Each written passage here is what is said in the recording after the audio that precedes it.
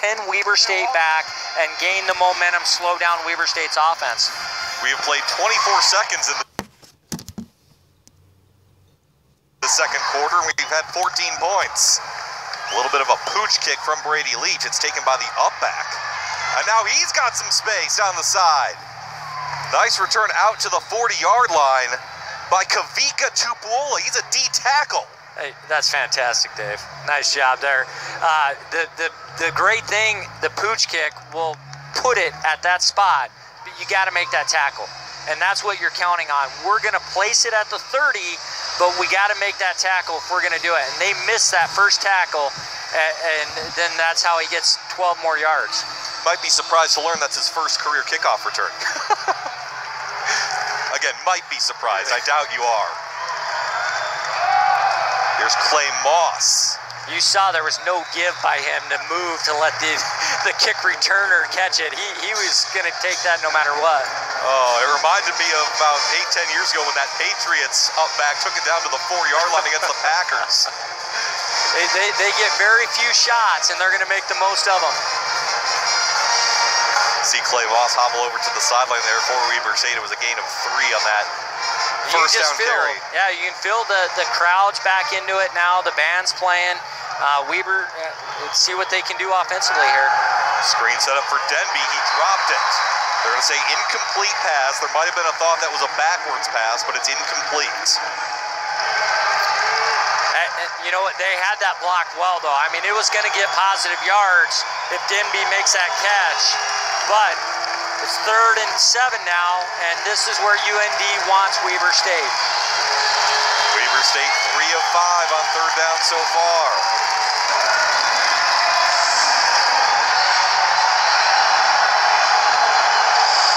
Again, this is another 5-wide look.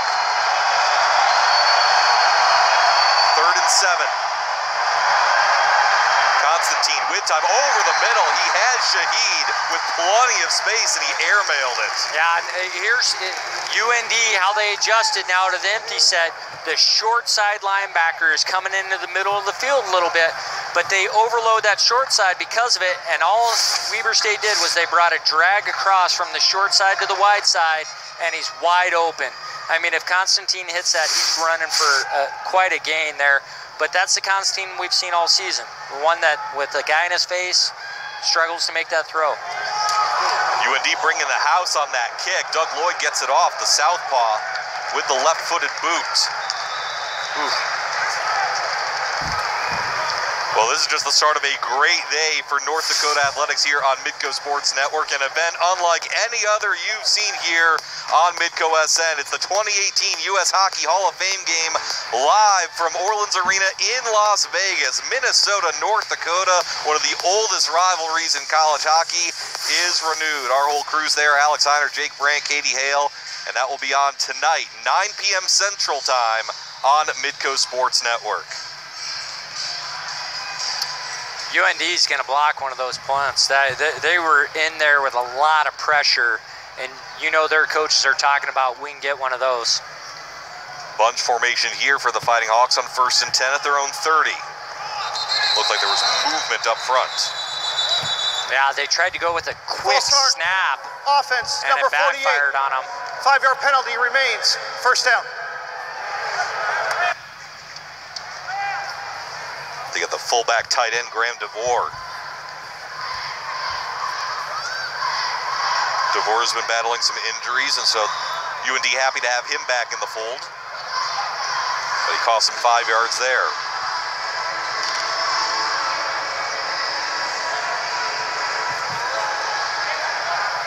So 1st and 15 now for the Fighting Hawks at their own 25.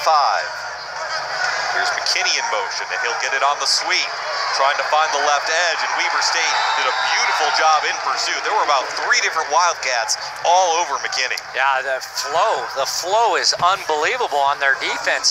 You're exactly right. They had 3 guys between defensive lineman, linebacker, and safety all waiting for him at the point of attack. Landon Stice, Felipe Satake in on that one. As you get a look at Stice, good Satake's, senior. I mean, he's a defensive tackle, and he was right there. A 6'1", 310 defensive tackle. Loss of 2 sets up 2nd and 17. Bunch formation trips right for Ketteringham. He's looking right. He's got Luke Stanley out past the 30-yard line. Just the 2nd catch of the season for Luke Stanley. Here's a kid who led the team in receptions and receiving yards as a redshirt freshman, has battled some injuries the past couple of years, didn't even play last season, and he's being thrust into a big role right now. And they have some good-sized targets. They just, the speed to match up against Weber State's corners is where it's tough for him. But Ketteringham, he's doing a nice job. I mean, he's managing the game and making the throws he should. He'll have to manage a 3rd and 8 right here.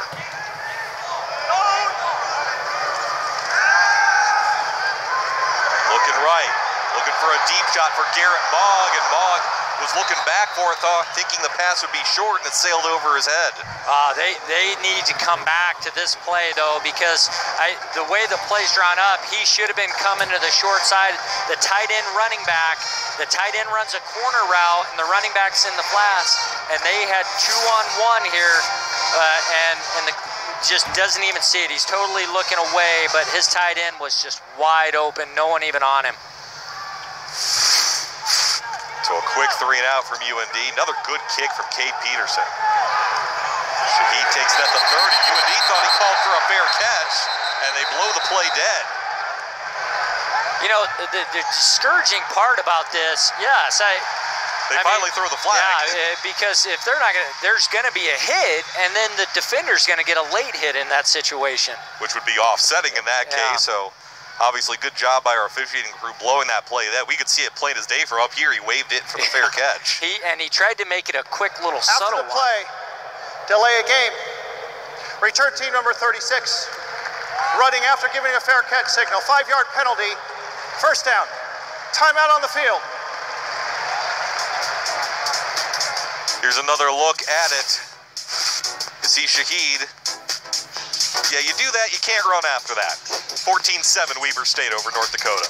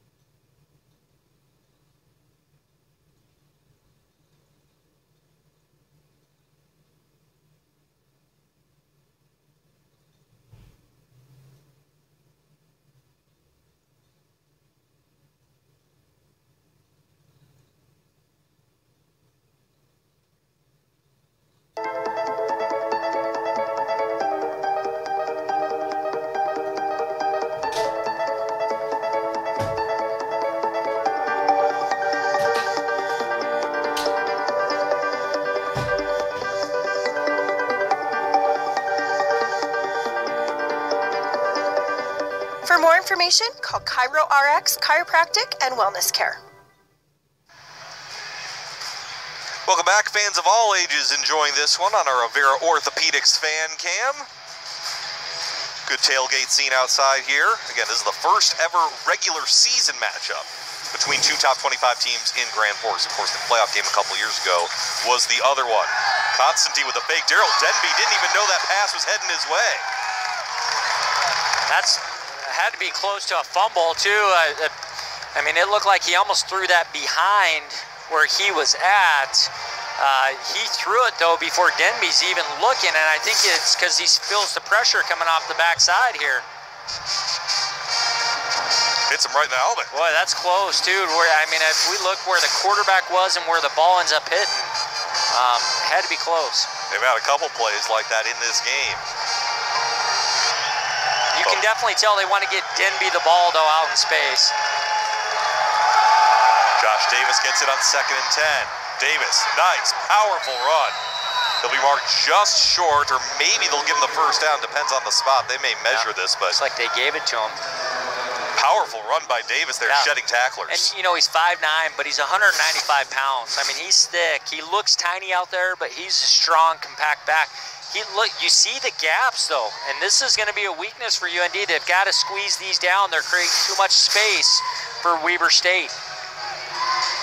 They do give him the first, so a fresh set of downs for the Wildcats. 1st and 10 at their own 36. Davis once more. Donnell Rogers wraps him up. Fantastic read by Rogers. He had zero hesitation. As soon as he saw the run action, he was downhill immediately. And this is what you want out of your linebackers. Right there, filling it. I mean, no hesitation. Officially no gain. Anytime you hesitate, you create space. And space is the enemy when you're trying to tackle.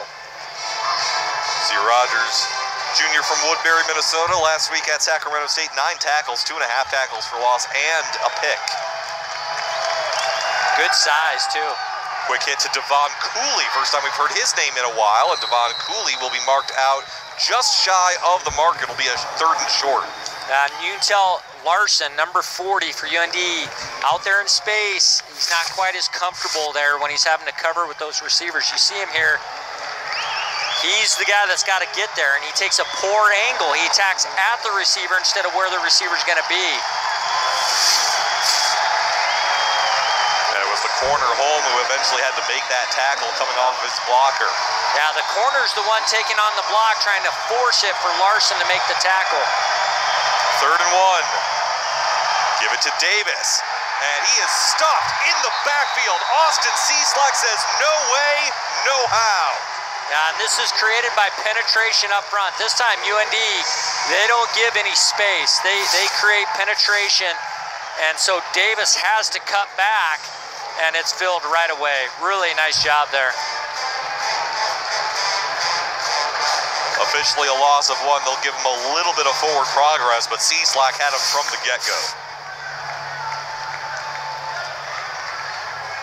Noah Wanzik back for North Dakota. And Wanzik calls for the fair catch. UND will set up at its own 14-yard line. Well, we mentioned before the game that the running game would have to be critical for North Dakota. And this is what they did last week. 480 rushing yards, nearly 500 yards on the ground. 5 rushing touchdowns, more than 9 yards a carry. Brady Oliveira, James Johannesson each had 2 touchdowns and more than 170 yards. It hasn't really gotten going all that much in this ball game. Just a total of 10 yards rushing so far, but they'll need that to change if they want to come back. Yeah, and you can't give up on it. Obviously, Weber State's not Sacramento State. I mean, we know that. You're not going to have 9 yards to carry, but you have to stay with it, though. And a nice job on that first down carry by James Johannesson. And a safety had to make that tackle. That is what UND wants right there. The safeties have to be the guys that come down and make tackles. That's when you know you're blocking a play well. And a 4-yard gain, but again, as you said, the safety had to come up, so they created the hole. It seems like both sides have been able to create those running lanes. Weber State's just taken more advantage of them. Yeah, and Weber State has had more of those manageable situations, too. 2nd and 6. They'll give to Johannesson again, bouncing it out to the right. Johannesson with a first down, got tripped up just inside the 30-yard line. Yeah, and they go a little tighter formation now, and they do a nice job of getting body on body. They wrap the guard around from the backside. You can see they pull guard and tackle. Tackle leads up the hole. Johannesson does a nice job, though, not waiting. As soon as he saw the opening, he hit it. That's got to be tough for safeties, though, to come down and tackle Johannesson. He's a big back. Referees come flying in, and a timeout by Weber State. Timeout, Weber State. First charge timeout of the half. First time out of the half for Weber State. Let's check in on our Avera Ortho tip, brought to you by Avera Orthopedics. The athletes which are most susceptible to ACL injuries are mainly the ones involved in contact sports, mainly sports that involve a lot of stop and go and pivoting. So namely, that would be football, basketball, soccer, and less frequently hockey. That was There's your Avera ortho tip. Weber State must not have liked something they saw defensively or had the wrong personnel, maybe too many men on the field, but they take a quick time out here. Play clock wasn't even close to running out. I was saying Johannesson, tough back to bring down. I mean, he's 6'1", 245 pounds, lining up at tailback. He gets ahead of steam coming downhill. He's going to wear down, because the linebackers for Weber State, they're not big. They're fast, and they attack quickly. But if he can pound them, that's where UND is going to have some success. Ketteringham on the read option, and he'll take it himself out to near the 35-yard line. First time we've seen that play call today. Yeah, and that's perfect for that play. 5 yards, that's great. That's what they want. If they get more, awesome, but to get 5's success for him there.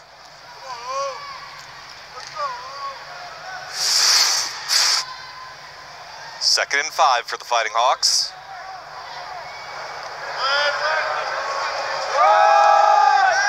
Fake the pitch. Ketteringham looking for Wanzik. Nice catch in space by Noah Wanzik. Great catch by Wanzik. He's wide open. Kettering, he's got to lead him. He's got to lead him across the field, and he gets 8 more yards. He throws behind. Wanzik does a great job making the catch here, though, because the defender's right there to separate that. Yeah, Parker Prater was on his tail, and as you said, maybe the ball a little behind him. If he leads them, that could be 8, maybe even 10, 20 more yards. Yeah. Well-designed play, though. Max protection, 1 receiver deep, 1 come across. Play action again from Ketteringham. Looking deep, setting up, firing. And that one poked away by Parker Prater, incomplete. Lucky that one wasn't picked.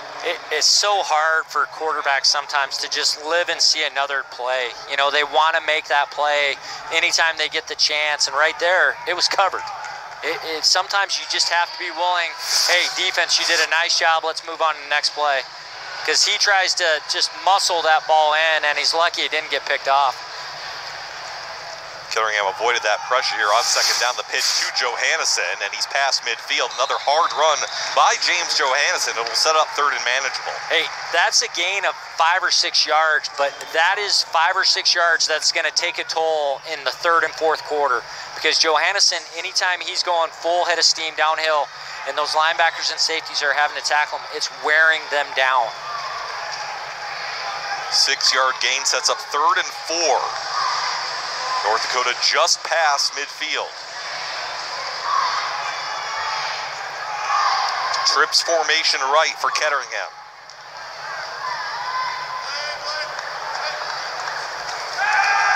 Looking right, Wanzik again, and he stretches forward for the first down. He had to come back for that ball. It was going vertical instead of horizontal. Yeah, great job. I mean, really a nice job getting that first down.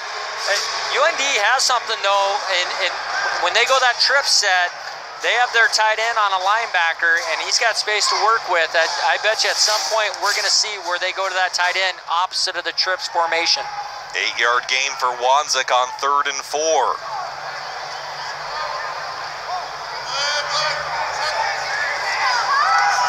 Delayed handoff to Oliveira, and he scores through the hole. Late flag comes in from the backfield, however, so this one more than likely coming back. Yeah, and anytime you see a helmet pop off, you think of hands to the face, probably.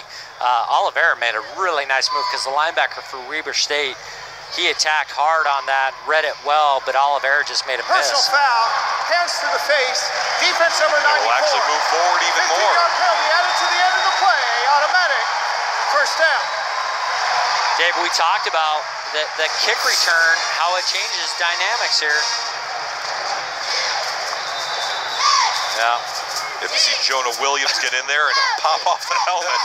You know, the ref was going to let him do it for a while, but he just wasn't given on that and finally popped it off.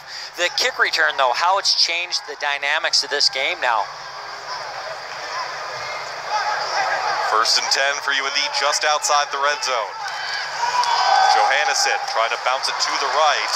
And Landon Stice, Juwan Harrison come up from his safety spot. He needs to hit that. He saw the cutback lane, but he saw the backer film. He still has to go downhill on that. They don't want him running sideline to sideline. He's got to be going downhill, make that linebacker have to tackle him. Loss of 1 on the play.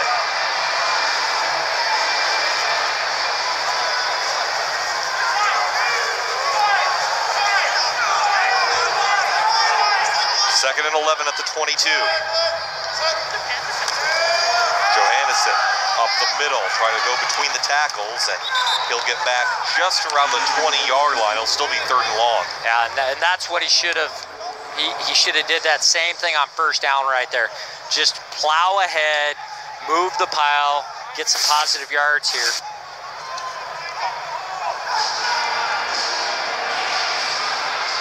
The tight end for UND's Alex Claude, he's got to be inside shoulder on that D end though to allow Johannesson to have a cutback lane. 3rd and 9. Ketteringham going to the end zone, touchdown UND. It's Garrett Mogg. Great throw, beautiful throw. Ketteringham looks off the free safety, then comes back to the post, throws it in the window, leads his receiver. Really a nice throw, great route up top. You see right at the beginning, gave that subtle look to the right to his tight end, moves that free safety over just enough to have a nice window to throw to. 3rd touchdown of the season for the true freshman, Garrett Mogg. Brady Leach's extra point is good. Well, UND trailed 14-0 early here in the 2nd quarter, and they have fought back. We are tied 14 apiece, 4.5 to go before halftime. Getting ready for a big event doesn't need to be complicated just because of limited mobility. At Your Home Medical Essentials, we offer solutions, giving you the freedom to stay in the game. Your life, your health, your home. Your Home Medical Essentials. You remember? When I grow up, I'm gonna drive a black Silverado just like this one. I like the red one. Black. No, red. Black. No, red. At Dahlstrom Motors in Oslo, we know times change, but your toys don't have to. After all, boys will be boys, even if they're girls. Hey, guys. Find new roads at Dahlstrom Motors in Oslo. Hi, Greg Schneider here from Dakota TV and Appliance, your one-stop shop for KitchenAid brand appliances. Our low prices, package discounts, and many financing options make purchasing easy. Our knowledgeable employees are experts in the design, selection, delivery, and installation, plus our factory-authorized parts and service department is here to provide you with service after the sale.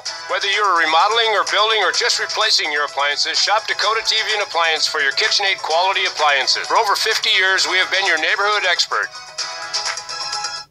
If someone you know suffers from sleep apnea, CPAP therapy may be the perfect solution for restoring restful sleep. CPAP therapy alleviates chronic snoring, restlessness, and sleep deprivation that leads to daytime fatigue. Rest easy with Your Home Medical Essentials. This game on Midco Sports Network is presented by Farmers Union Insurance. Welcome back to the Alerus Center. We are tied at 14 apiece with 4.5 minutes to go in the 2nd quarter. David Brown back with Curtis Riggs, and we saw Weber State hit on the first play of the 2nd quarter to go up 14-0. But we've talked about it a little bit. UND returned the ensuing kickoff, 99 yards for a touchdown. And even though it's taken a while for the offense to get going, it seems that kickoff kind of swung momentum a little bit. Yeah, it woke them up, you could say. I mean, they felt like right away they were back in this game. Another pooch kick. This is Austin Tesh, the linebacker, returning it.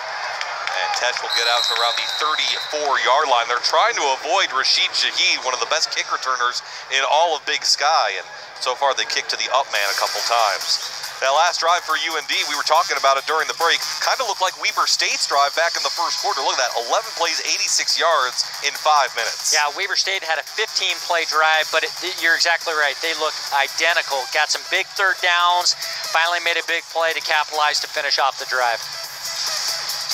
Ends on that touchdown, 20 yards from Nate Ketteringham to Garrett Mogg. Ketteringham's played very well, though. He's done a nice job taking care of the ball. Constantine. Nice catch by Shaheed. That's his first reception of the ball game. He'll get about 4. He needs to realize, yeah, he probably went down to a knee, but no whistle had blown. So keep going, not only just to maybe get more yards, but to protect yourself too. They'll officially call it a gain of 5. 2nd and 5 with 4 minutes to go before halftime. You know, and that's how Weber started the game off. Quick, short passes to get Constantine in the flow of the offense.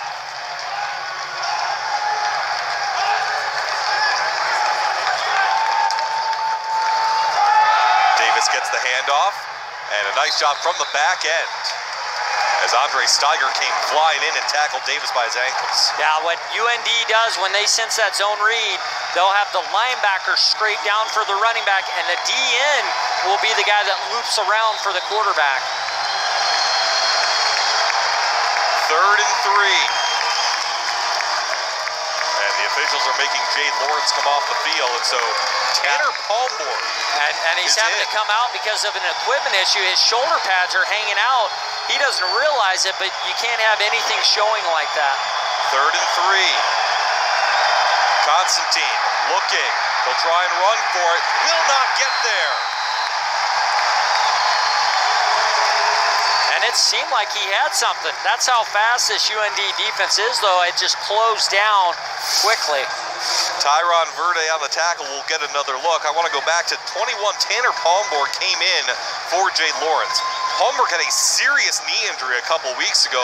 People thought he was out for the season, but he started practicing this week, and he comes in here for his first play, kind of a late substitution, and held his own. Yeah, you can see he's got that big bulky knee brace on, but was able to go in and prevent him from getting the first down. And so a quick 3 and out from Weber State. UND nearly got to Doug Lloyd. Oh my goodness. And it takes a Wildcat bounce. They'll let it roll inside the 15-yard line. And so we'll see if the Fighting Hawks can muster some more scores here in their 2-minute offense with 2:07 to go before halftime. And coming up at halftime, we'll show you the latest episode of our UND web series Day by Day, looking back on the Sacramento State victory and this week in practice, plus first half highlights and stats from this one, and a look at some key games and scores from around both the Big Sky and the Missouri Valley Football Conference. That's all coming up at halftime here on Midco Sports Network. UND starts at its own 13 with 2:07 to go and all 3 timeouts. Ketteringham on the draw. And he'll get a nice chunk. He stood up right around the 18-yard line, but it's that 5-yard chunk, which, as you mentioned a little earlier, they'll take on that play. Yeah, they want the 5 yards. I don't think they want him putting his head down, though, like he's a fullback. I think they want him running smart, though, too. They'll call it a 6-yard gain, 2nd and 4, clock ticking under 1:45. Ketteringham looking out, Wanzik wide open. Taken out of bounds just past the 40-yard line. Big gain for Noah Wanzik. Yeah, nice route combo. They had their 2 receivers cross, and it left a huge window for what we would call a corner route. And very nice throw. Plus, they get the first down, which will stop the clock and get out of bounds, too. North Dakota is at its own 43, still have all 3 timeouts and 1:37 left. North Dakota will also get the ball to start the second half. Ketteringham, plenty of time in the pocket. That one tipped, intercepted. Landon Stice on the pick for Weber State. Well, Adam Rodriguez is the guy that makes a play. He drops back in a zone blitz.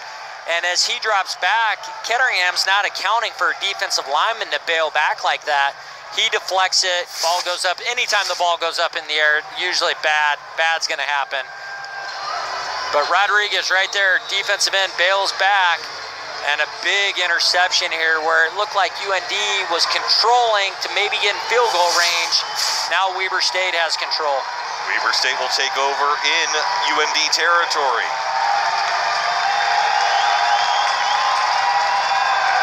Constantine over the middle, incomplete. He was looking for Justin Malone, the tight end. Nice job at the last second by Jordan Kennedy to knock it out. Yeah, it looked like Kennedy got it nicked it just enough. Constantine, though, fired that thing in. They were faking that bubble screen, sending one guy down the sideline and one guy right up the hash marks. That's who he went to there. Weber State has 2 timeouts left in 1:25.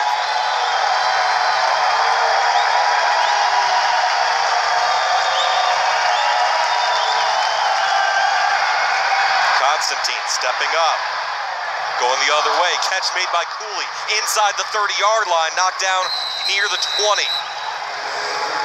You know, and it's okay, he cuts back inside. A minute 15, they're just outside the 20-yard line. Plenty of time.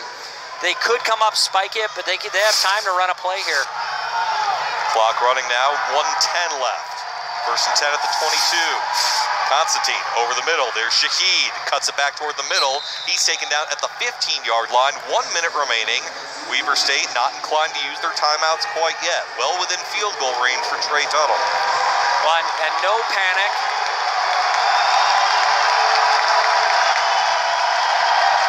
Over the middle again. Scooting away and in for the touchdown is Justin Malone.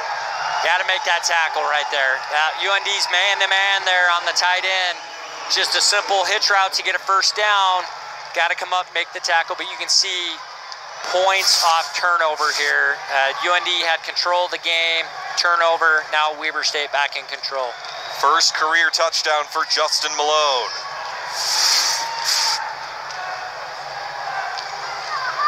Tuttle on for the extra point. Tried and true for Trey Tuttle. And so 21-14 Weber State. And as you said, Curtis, that turnover proving costly. Yeah, so often you see that in football. I mean, that one play, the kick return, swings the momentum, the interception. Now all of a sudden Weber State, hey, we got the ball in great field position. What's also big about that is UND had control of the game, chance to maybe get in field goal range and get the ball first in the second half. Now they're back down, and most likely they're gonna probably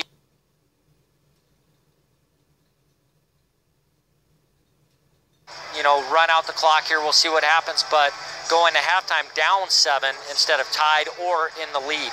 Well, that was going to be my question to you. They have 43 seconds only, but they still have all 3 timeouts. Wouldn't you think they'd at least see how that first play goes? Yeah, I think not only first play, but field position. If they get a chance to return a kick, where are we at? And then, yeah, you're right. Run something probably safe that first play, and then kind of decide, do we want to go hurry up? Do we want to try to get in field goal range?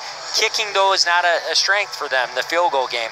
Brady Leach's long this season is only 37 yards, so again, UND will see what they do here and what the strategy is after they receive this kickoff.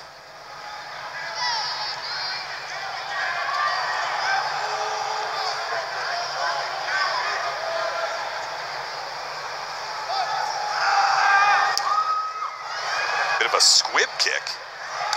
UND will take it at the 20. And they'll get out to near the 30-yard line, so somewhat decent field position. Only 4 seconds tick off, so they'll have 39 seconds and 3 timeouts. Well, that drive for Weber State started after the Adam Rodriguez tip and the Landon Stice interception. And then Jake Constantine moved that Wildcat offense fairly quickly. Couple of big catches. Devon Cooley had one, Rashid Shahid had one, and then Justin Malone will finish it off with the touchdown on this play, as that drive only took a couple minutes off the clock. And the Weber State offense, how Constantine has gone is how their offense has gone. That drive right there, he looks sharp, crisp. They get a touchdown out of it. First and 10, Ketteringham. He's firing deep. He's looking for Garrett Mogg. Comes back and makes the catch. My, oh my. Great. Hey, I guess they're not going to try to run this clock out. They feel like, hey, let's put one of our big receivers out against one of those little DBs and just throw it up. Great job coming back to the ball here. Creates a little bit of separation, but yeah, just goes back and gets it. 45 yards from Ketteringham to Mogg. They still have all 3 timeouts and 30 seconds. Yeah, now you're thinking touchdown.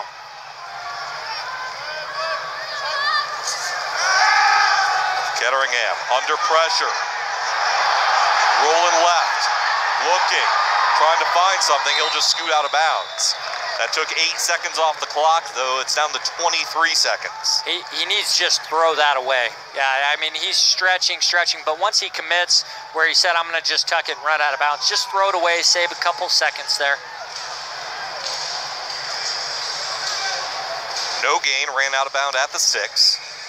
Second and 10 at the Weber State 25 with 23 seconds left in the second quarter.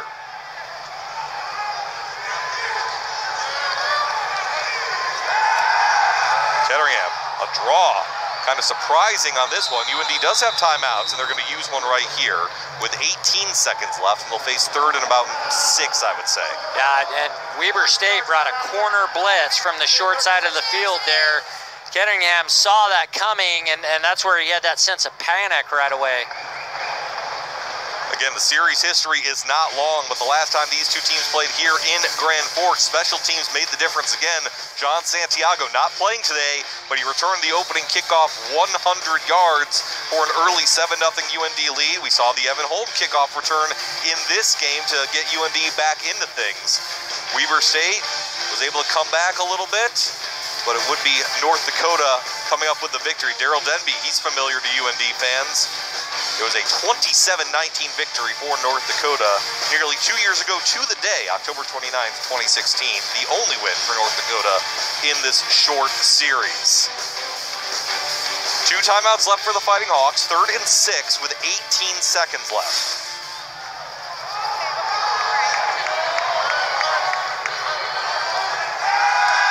Ketteringham with time, going for Wanzik in the end zone. What a catch! Noah Wanzik, touchdown UND. Beautiful catch. Ketteringham throws it to where only his guy can get it, but you just thought it's too far, he doesn't have a chance. And a beautiful diving catch. Got to make plays, and what a way for UND to get back in the game. Look at that. That's as good as it gets. Yeah, you know, he does an outstanding job of bringing it back to his body right away, so the ground's not going to knock it free when he hits. Brady Leach's extra point, however, goes off the right upright. So North Dakota does cut into this lead, but they are still trailing 21-20.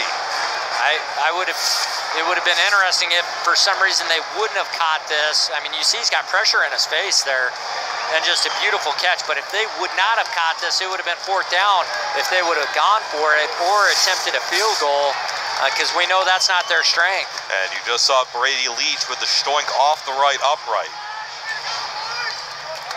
Just his 3rd extra point miss of the season, but you mentioned the kicking woes. 3 of 7 on the season for Leach, long of 37. They were at the 18, so they were right within what was makeable for him, around 35, 36 yards. So nevertheless, it is a touchdown for UND, but kind of a mixed bag there. You get the equalizer, kind of. You just don't exactly equalize. Yeah, you know what? Right now they feel tied. I mean, they feel like they have momentum again, because now they're back to where we get the ball first. Okay, let's go down, tackle, go into half. We get the ball. We know the mistakes we've made and what we're doing wrong. Let's go in and fix these, and they'll feel pretty good coming back second half. And that drive only took 31 seconds. Another squib, this one from Leach. Shaheed bobbled that ball, was able to get it back.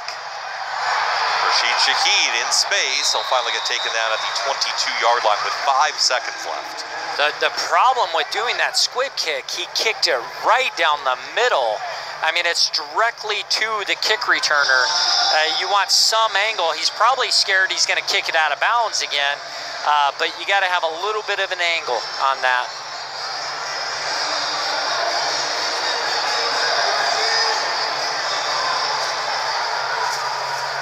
Constantine and the Wildcats will just take a knee here.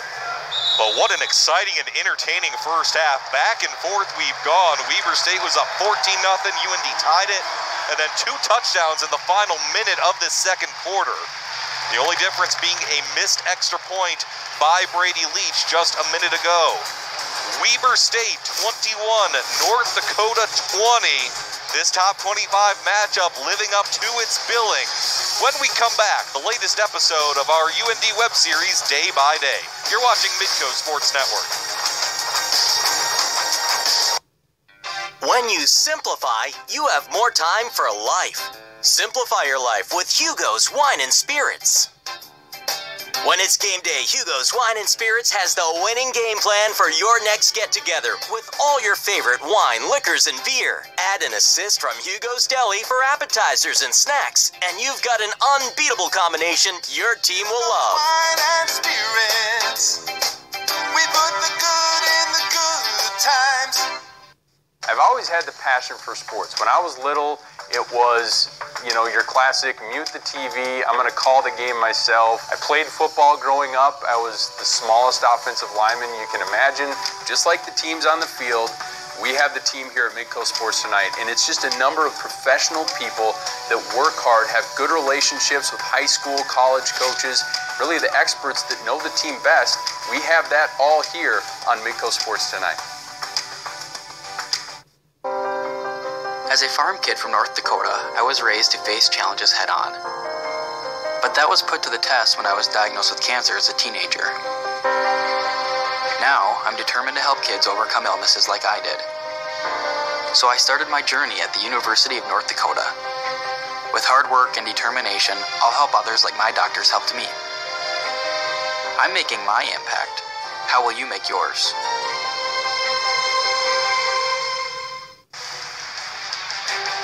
Halftime here at the Alara Center. Weber State 21, North Dakota 20, and what's been a vastly entertaining game here from Grand Forks. David Brown back with you here. Well, our UND web series Day by Day has produced some fantastic episodes this season. We'll show you the latest one right now as they make the road trip to Sacramento State and get a little bit of revenge at Nate Ketteringham's former school.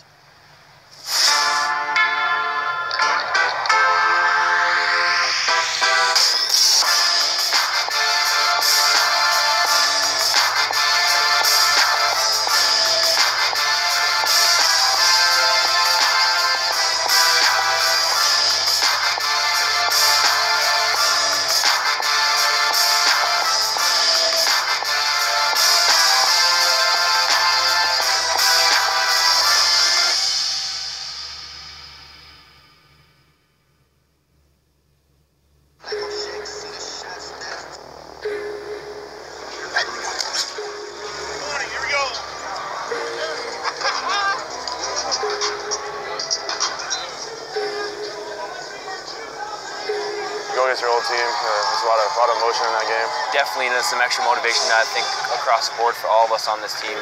Just wanting to win that game for Nate. Let's get it, man.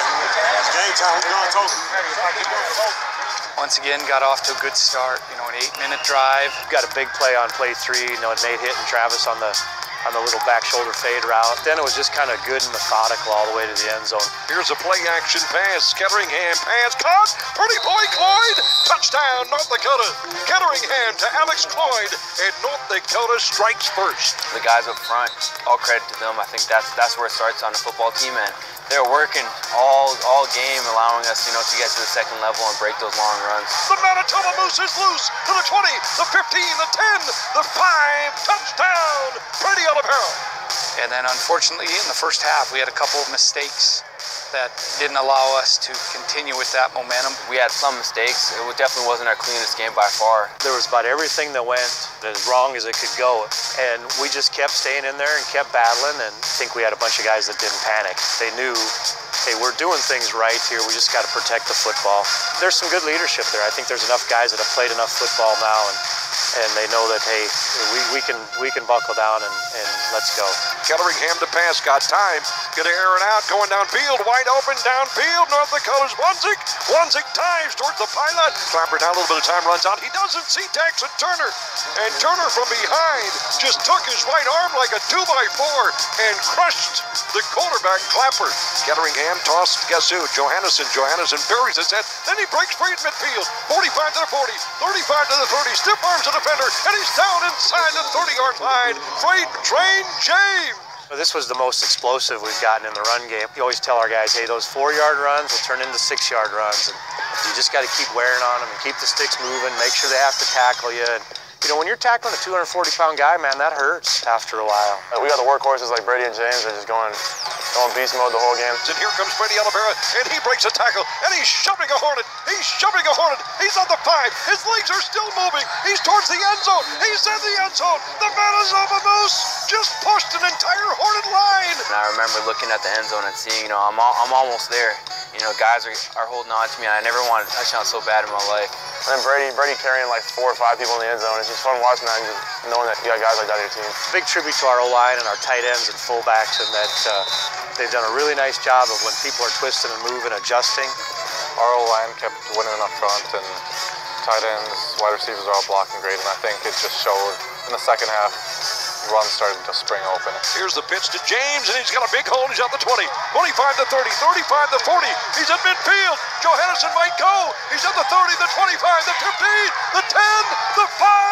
Touchdown, Freight Train James. Haven't ran like that for a while, and had to make a stop to the garbage can after that. Go throw up on the track. That was pretty funny. You get to watch James kind of chugging along a little bit, choo-choo, and then going to the trash can and puking out there. I was laughing pretty hard.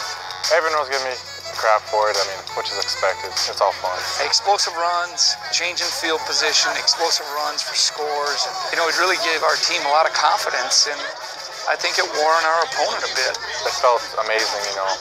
No one wants to go on a 3-hour flight in the middle of the night, you know, losing. So that lightened the mood up a lot. Well, we want to enjoy victories. We think it's hard to win football games, and it should give us some confidence. But once again, after that night and after Sunday, we got to be over that game and move on to a very important game in our schedule. You know, and we've worked hard to get to this point, so we sure want to do a good job of preparing well, physically, mentally, and then, you know, emotionally. We got to be ready at 2 o'clock Saturday afternoon.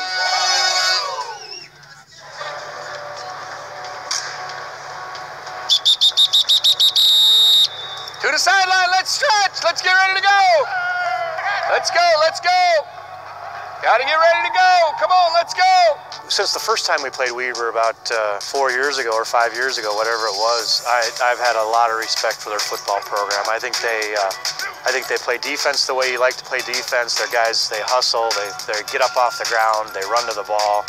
It's an extremely well-coached team. They're very solid, they're very disciplined, and then they've got good players to go along with it. We are similar in philosophies, more similar than some of the other teams we play, but we're still different enough that we have to adjust. But I really think it comes down to who's going to execute the best. Watching them on film, they look definitely physical, but I feel like they haven't played a team like us where we like we dominate with the run. So it's going to be a fun matchup to watch with our physicality and their physicality.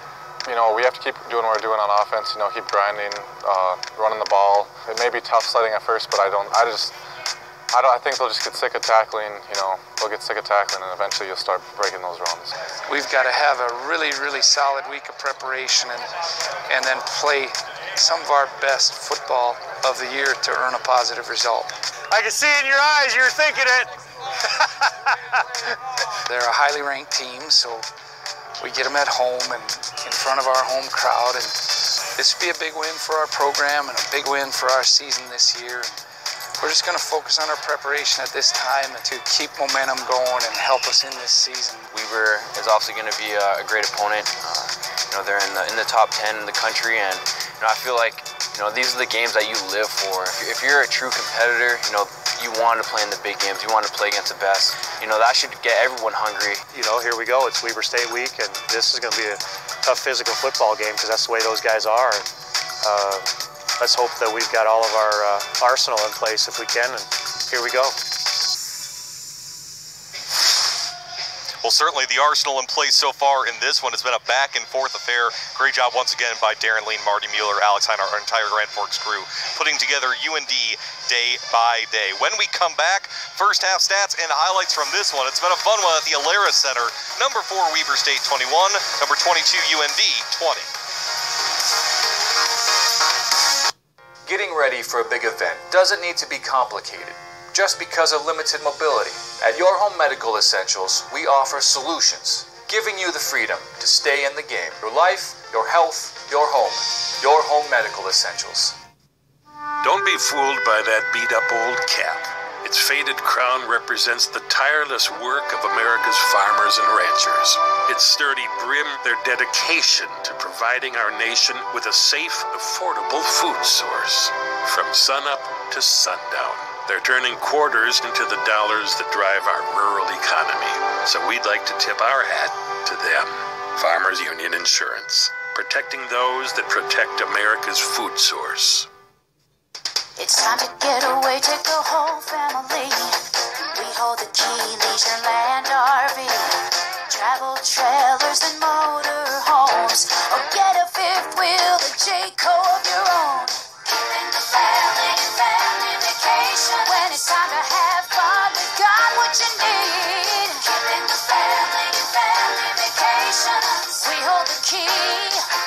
Leisureland RV. If someone you know suffers from sleep apnea, CPAP therapy may be the perfect solution for restoring restful sleep. CPAP therapy alleviates chronic snoring, restlessness, and sleep deprivation that leads to daytime fatigue. Rest easy with Your Home Medical Essentials.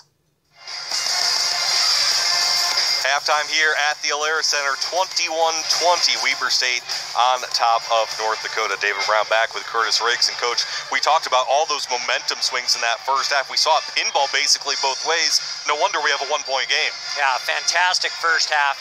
Really two very identical teams. You can see the success they've had offensively is when they've had those long sustained drives, but everything is created by a big play. Weber State got an interception, gave them a touchdown. UND got a kick return for a touchdown. That got them back in the game. And big plays will be the product of our first half stats and highlights that saw Weber State get out to an early 14-0 lead. This was something that UND hadn't seen on tape before. QB draw by Constantine. Yeah, and a 15-play drive there, and Constantine really played a very productive first half. And then this was an absolute dime on the first play of the second quarter. Constantine to Daryl Denby, 69 yards. Yeah, Denby, they have trouble matching up with his speed and space. Well, speaking of speed and space, Evan Holm found plenty after eluding that tackle. And that right there really woke up this crowd and woke up the UND sideline.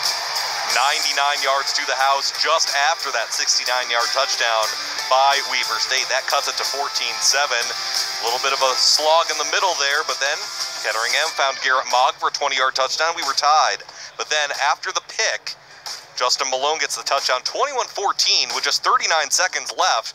But Kettering M, he's going to hit a big play to Garrett Mogg right here, coming back for the ball. That set them up near the red zone. And then Noah Wanzik, one of the best catches you will ever see. Yeah, and two different guys coming up with big catches. Sometimes you just have to throw it up to your guys and let them make plays. And look at that stat right there, the rushing yards. We thought the run game would be probably one of the biggest factors in this game. So far, it's been the passing game that's been most efficient for both sides. Well, and you have two good front seven teams, so running the ball consistently is going to be tough. But the passing yards by Weber State, I mean, that's what's really a surprise here. Only difference on the scoreboard, it being 21-20, is Brady Leach, extra point, stoinked off the right upright. That's why we have the 21-20 score. What do you look for both teams as they try to establish themselves in the second half? Well, I think UND feels a little better about they can throw the ball downfield, and I don't think they were really expecting to have the time or the one-on-one matchups downfield that they could take advantage of. Look for them to do that. Johannesson running downhill has been successful for them, whereas Weber State, it's those long sustained drives. Constantine throwing the short passes, that's been their greatest success. You mentioned the sustained drives. Weber State nearly 18 minutes in the first half, UND with just 12 minutes. When we come back, we're going to look at some Big Sky and Missouri Valley football scores from around the FCS. 21-20, Weber State.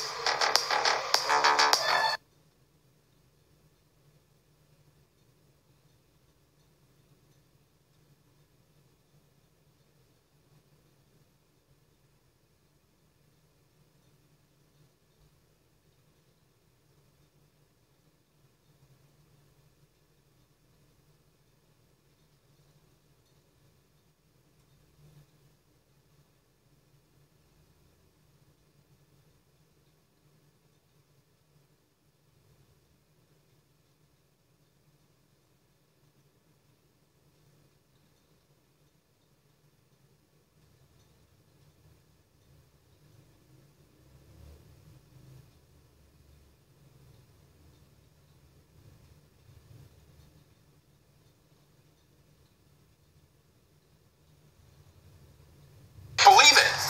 That's what happens, and that's why we record all the games. Let's take a look at the replay.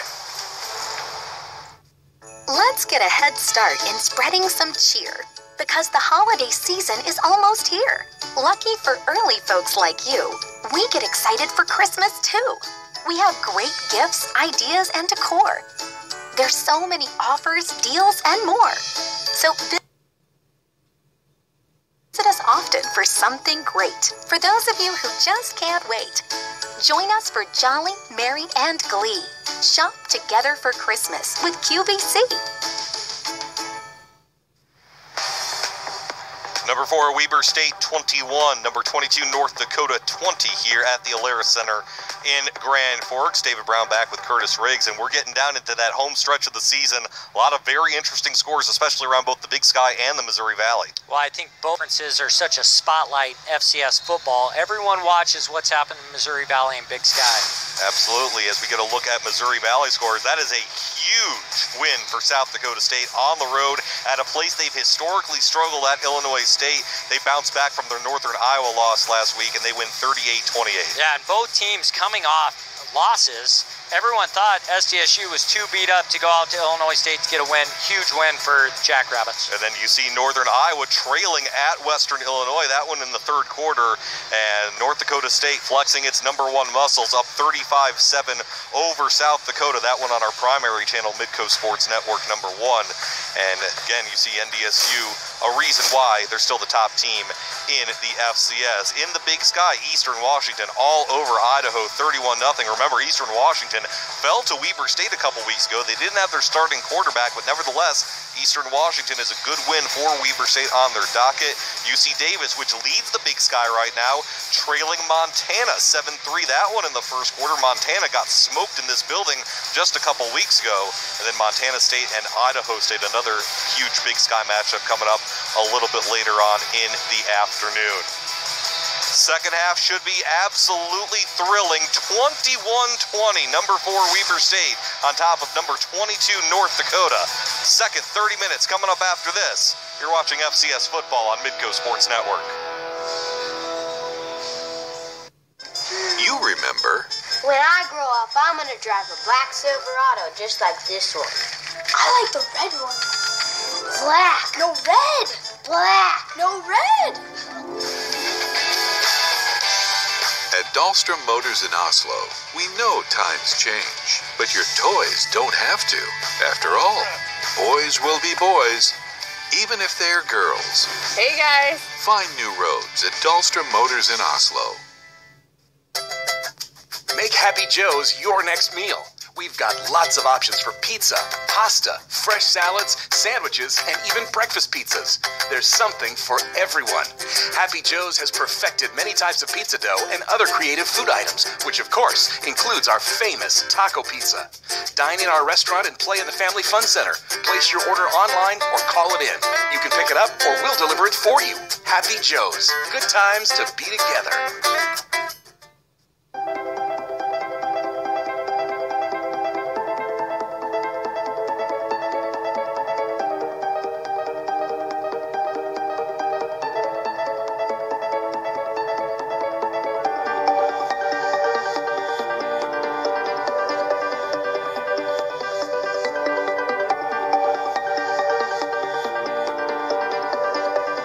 For more information, call Cairo RX Chiropractic and Wellness Care. What will the second 30 minutes bring here at the Alerus Center? It is 21-20, Weber State on top of North Dakota.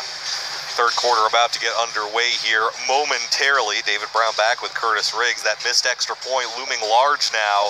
The way this game goes, it could come down to special teams, which has made a difference today on both sides of the football. Yeah, I don't think either coach, though, at halftime, you know, the extra point, that 1 point difference, I don't think they're planning on coming out the second half, though, and having a back-and-forth match. But Coach Swiger did tell you and I this is going to be an old-style slugfest before the game. He said that to us. Absolutely. As you get a look at Noah Wanzik, 6 catches, 78 yards, and a touchdown in that first half. A depleted receiving core. Travis Toivonen, Izzy Adiotti out with injuries, and Wanzik has more than picked up the slack. Yeah, and Wanzik's, he's deceiving. He doesn't have dynamic speed, but he has striding speed that gets on you faster than you think, and he has exceptional hands, as we saw in this touchdown. Just stretching out and getting that touchdown. Again, missed extra point aside, for UND to come back after the turnover and giving up the touchdown with under a minute to go in the half. As you said, even though they're trailing right now, they have to feel pretty good. Really good. And that catch, diving is an instinctive thing. You cannot coach someone to be able to dive for a football. Some kids have it and some don't, and they were lucky enough to be thrown to one that did have that ability. Evan Holmes going to get another chance here. I'm surprised they kicked to him. He's at the 1 again. And this time they do a nice job of covering him up as he's taken down at the 15-yard line. But that's the first kick that's gone his way since the kickoff return. Yeah, they pinned him in the corner, but he still almost broke out of there. He's very subtle. He's very patient, waits, and tries to find that crease. Ty Hines with the tackle there as you get a look at what happened for UND's offense in the first half. And again, to start the game, punts, and their only scoring was that kickoff return, but they turned it up later in that second quarter. They just can't afford to have those turnovers. The free possessions for Weber State is what they got to avoid. Pitch to Johannesson, cuts back toward the middle. Nice gain for James Johannesson. Late flag comes in at the end of the play, and it's in the backfield. And I think you're going to see hand of the face again. That's going to get added on to this run. Added to the end of the play, automatic. First down. We talked about at halftime too, Dave, about Johannesson getting him running downhill. And that's where he's at his best. That's where this offense is at its best. Nice cut, nice patience from Johannesson. Yeah, it's that quick pitch zone that you see Stanford do so well. It gets the ball in the running back's hands quickly, allowing him to be able to make those zone cuts. So with the penalty, that advances UND 28 yards in total. Pitch to Johannesson again, another cut back toward the middle, spins off one tackler, dives forward, nice chunk gain of about 4 or 5. Yeah, it's a great scheme because it looks like a zone action, so everyone wants to flow, but the running back has the ability to cut at any moment, and it really spreads out the defense. They'll officially call it a gain of 4, 2nd and 6.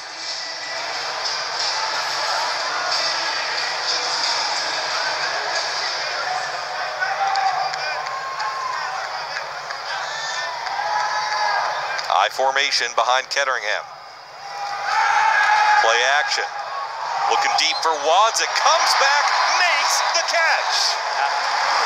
This is what you see now versus man coverage. It used to be, back in the day, you would see that coverage and you would just throw that deep fade ball. Now everything, thanks to Aaron Rodgers perfecting it, the back shoulder. Everyone throws hard to the back shoulder. The defender can't see the ball. It's easy for the receiver to adjust. Great adjustment, great completion there. Another big gain into Weber State territory. Delayed handoff to Johannesson. Stumbles forward to the 30. You can see, though, that they're really pounding up front. I mean, wear down this defense. One thing you can say is they're not very big. Overall, their defense in their front seven, they're not very big. You can really hammer away at them, and that could be a weakness. 2nd and 7 at the Weber State 30.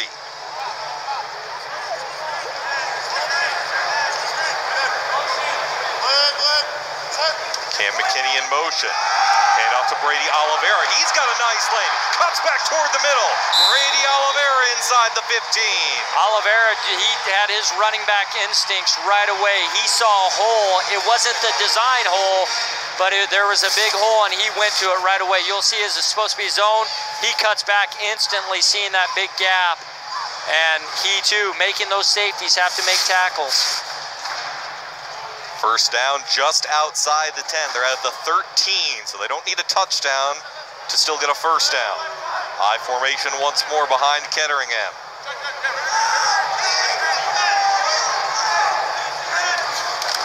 Pitch to Oliveira, trying to bounce it out to the left, and Weber State did a nice job in pursuit, maybe getting back to the original line of scrimmage. Yeah, and Oliveira with that play, he's a little faster to get to the edge, whereas Johannesson's a little more patient with that.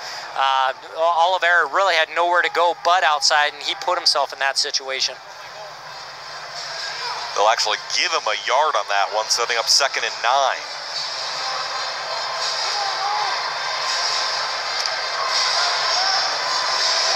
Weber State defense on its heels here early in the second half.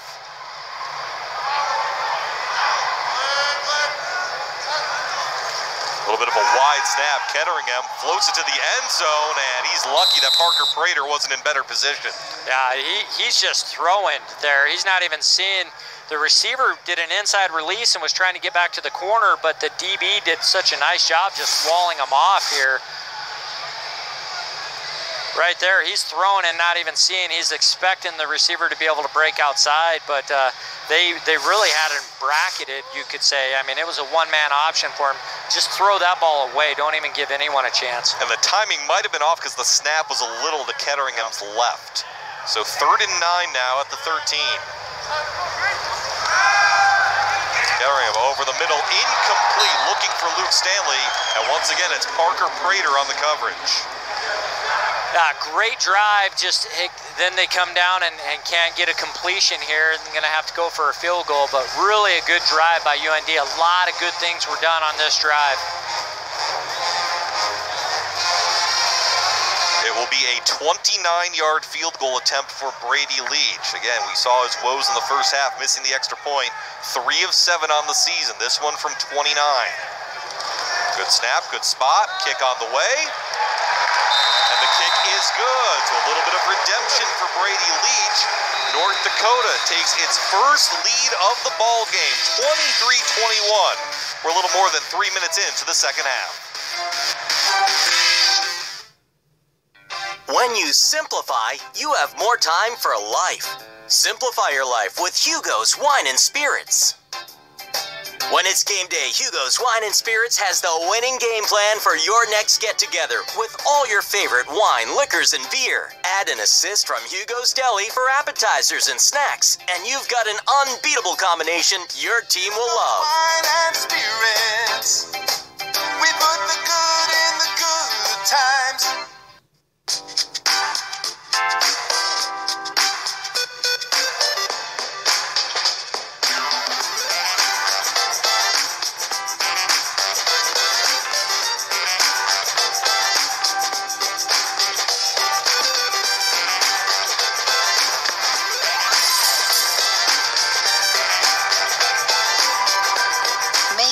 Move to the largest orthopedic physician team in the region, Avera Orthopedics.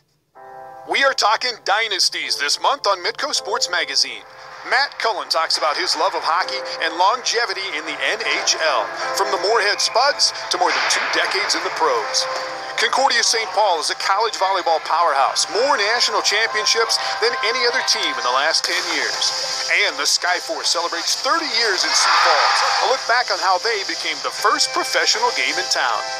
Coming up in November on Midco Sports Magazine. This game on Midco Sports Network is presented by Farmers Union Insurance.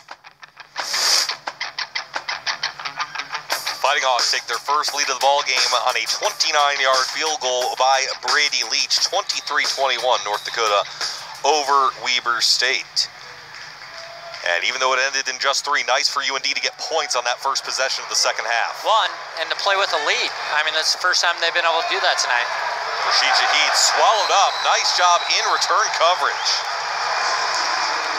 Dijon Murray making the huge tackle.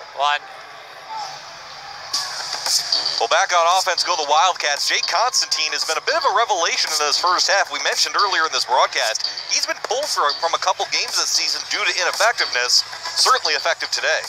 He looked outstanding. I mean, he was 14 of 21 for 190 yards and 2 touchdowns and really controlled the offense for him. And their other touchdown was a QB run by Constantine. Josh Davis to the right. Jackson Turner brought him down from behind to keep that gain minimal. It's always interesting to see the adjustments. Right away, usually you can tell how they adjusted. We saw how UND adjusted offensively. The quick pitch to Johannesson, give their receivers one-on-one chances against the man coverage. Now, what is Weber State going to do? 2nd and 8 for the Wildcats.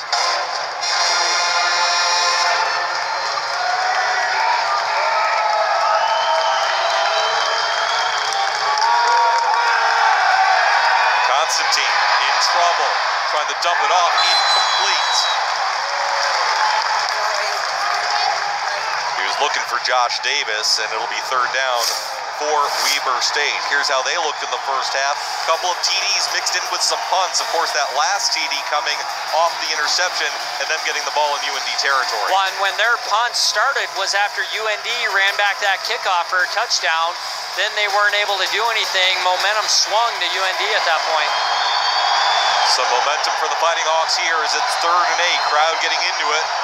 UND playing with a lead for the first time. Play clock under 5 for Constantine. Plenty of time all day. Fires back, caught. Justin Malone in space, and that'll be a first down. Yeah, the problem is UND rushes 3. They get no pressure. You know, a little bit initially, but Constantine easily moves away from it. He has all day to just let his guys sit in that zone coverage. As you said, only rushing 3. He could have made a sandwich and gotten a drink back there. Yeah, I mean, and when you have zone, the linebackers are going to drop to spots. They're not feeling where guys are, so it's going to open up the windows. Big 3rd and 9 conversion for Weber State. Davis cuts back toward the middle. Nice game by Josh Davis, muscling his way past midfield. That Weber State did a nice job there getting to the next level. And what I mean by that is not only they secure the first level, the D-line, but then getting to the linebackers. Offensive linemen on linebackers is a good situation for them. Let's get another look, and you've seen this before where it looks zone, then he cuts it back. Yeah, and that's what that zone scheme is trying to do. You try to get that flow and then a nice cut back because everyone's staying on a guy. Officially a gain of 8, I beg your pardon, 2nd and 2.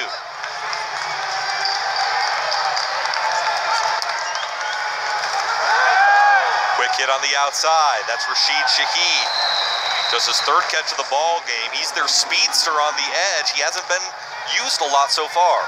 Yeah, it seems like downfield they look for Denby or their tight end. I mean, that's about all we've seen. Anything past mid-range routes. Fresh set of downs for the Wildcats as they're just outside UND's 40.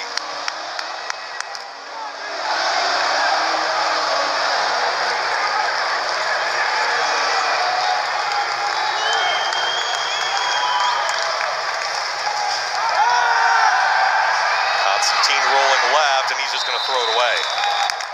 And it should have been offensive pass. 85 for Weber State. Devon Cooley. Yeah, he's blocking downfield the entire time. So as soon as the ball's thrown and it goes past the line of scrimmage, it really should be offensive pass interference. It looks like there's miscommunication with Weber State there on that pass call.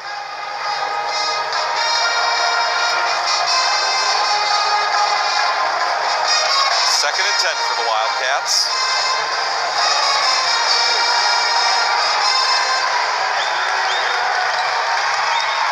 Trips left, 1 right for Constantine.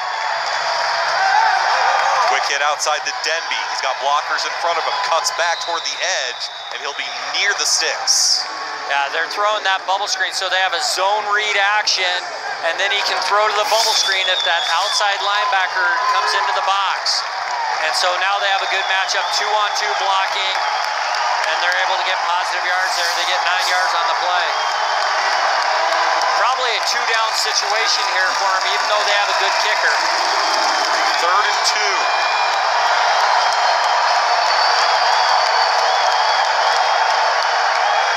Rolling right, that's Justin Malone. He's got a first down, the tight end inside the 30. Dave, this is a dirty play. What we saw him do the first half, they would do that zone read, and the linebacker would chase hard coming down. So what Weber State does is they just put the tight end there like he's going to block. As soon as they fake that zone action, he just shoots to the flats quick. It's going to be a completion about every time. It's a very safe, good play. And it gets the yardage required. 1st and 10 at the 26.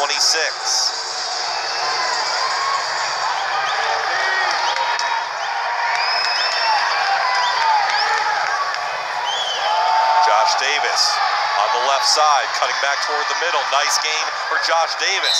Boy, the power from Josh Davis, especially when he gets that initial hit, is pretty remarkable. Well, and he had Lawrence, number 2 for UND, chasing him the whole time. He knew that. He had no cutback lane. Otherwise, Lawrence is going to get him, and he just outruns him. You see Lawrence tries to dive and get an ankle tackle. But, yeah, great finish at the end of that run. 13-yard gain for Josh Davis. 14 carries, 56 yards. It seems like he's had more, but just the sheer volume of attempts has made that number seem bigger. Constantine rolling right. He'll chuck this one away. Good decision. Yeah, he gets out of the pocket, and when he gets out of the pocket, he runs into pressure. Nice decision to just throw it away there. Good coverage by UND on the play. Get another look at that pressure. Yeah, he senses that blitz coming from Larson, and then he vacates out towards the D-line. He had big speed rear on his tail and decided to just chuck it out. 2nd and 10 at the North Dakota 13. Another quick screen, but that one bounces. That's incomplete. It was a forward pass. And it's really the best thing that happened for Constantine because they didn't have enough guys to block UND out there. It would have been an ugly collision at the point of contact. Kind of one-hops it like a shortstop. Yeah. Big 3rd down here now. Weber State was able to get the stop in this situation last drive for UND. See if UND can come back with the same thing. Valera center crowd on its feet. 3rd and 10 for Weber State. 2 left, 2 right for Constantine. Looking for the end zone. Touchdown, Daryl Denby, his 2nd. UND comes with a corner blitz. They blitz from the corner, and Constantine sees it. Now you got 2 receivers on the free safety, and it's really just pick which one he wants to throw to here. The free safety's in between. He can't cover both. You see right there, and you leave Denby wide open on it. Great read by Constantine. 3rd touchdown pass for Jake Constantine. Trey Tuttle's extra point is up and good. Weber State counters UND scoring drive to start the 2nd half with one of its own. Constantine the Denby. Wildcats back on top, 28-23.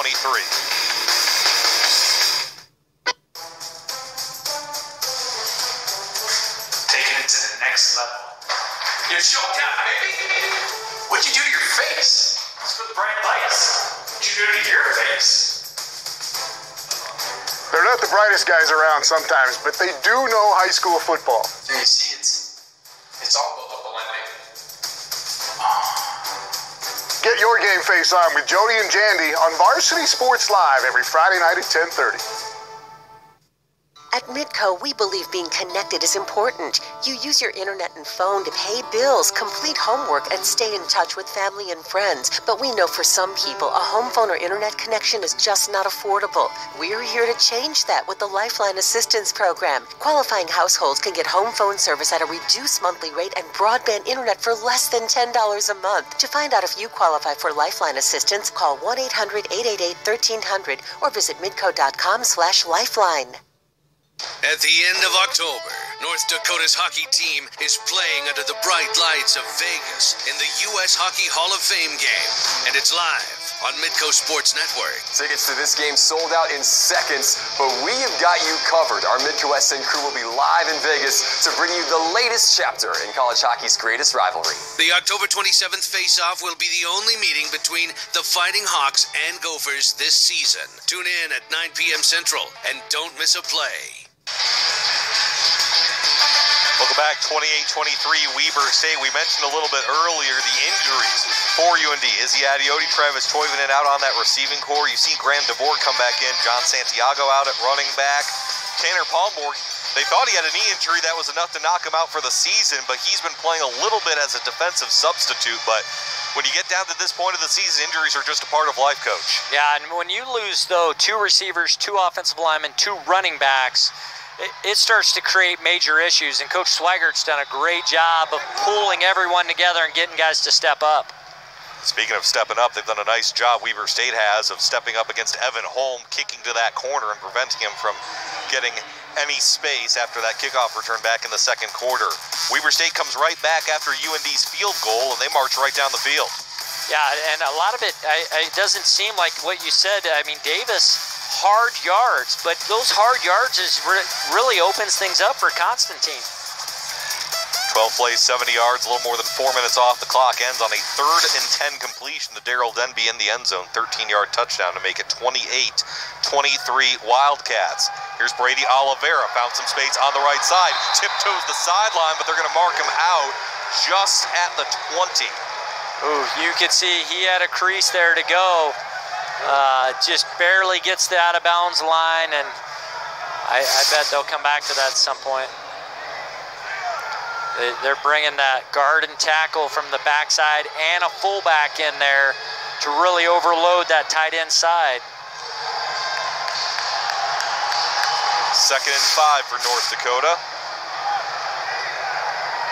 at their own 21.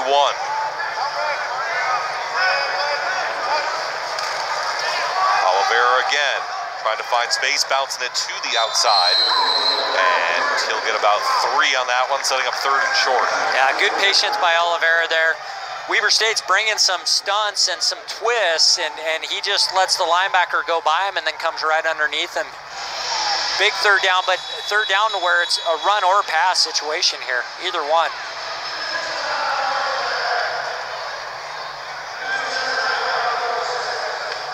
They reset the play clock here as an injured player goes out. That's Juwan Harrison, the safety for Weber State, coming out.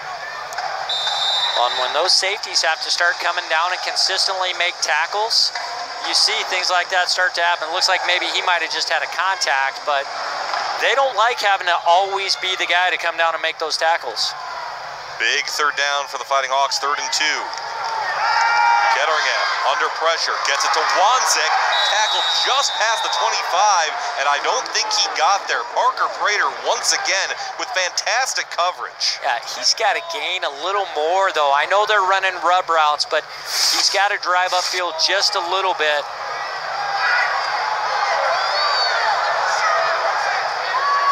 He had space, but Prater got him by the knees. Yeah, nice play by Prater.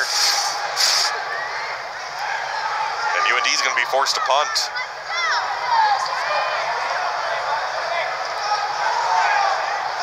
We've seen that on previous plays where Wanzik has gone a little more vertical than horizontal.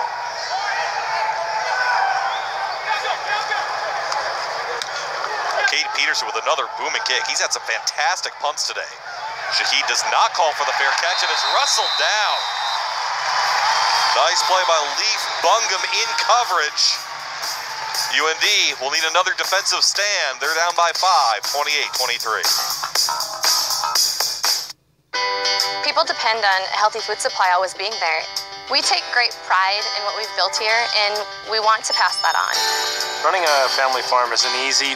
We can't control the weather, ever-changing farm policies, and up and down farm prices, but we manage to keep going to provide the safest food supply we can. To be a farmer, you have to be committed. And it isn't so much a choice as it is a calling. Farmers Union Insurance, protecting those that protect America's food source. Get a load of this. The same amount of information man has created from cave paintings until the year 2003 is now created every 2 days. Every song, every photo, every book, every movie or TV show. Everything since the dawn of mankind, we now make every 2 days. And we're just getting started. We're going to need much better internet. Midco Gig is here. Life changing.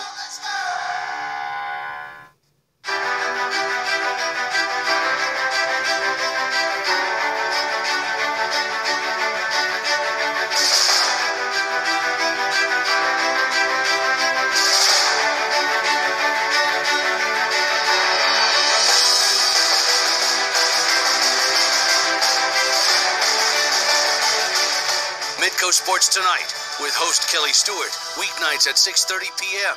This is how we do sports. Welcome back to the Alerus Center. Upcoming live events here on Midco Sports Network. Stick around tonight. We are live from Las Vegas, Minnesota, North Dakota, renewing one of hockey's oldest rivalries. Then NDSU basketball next week.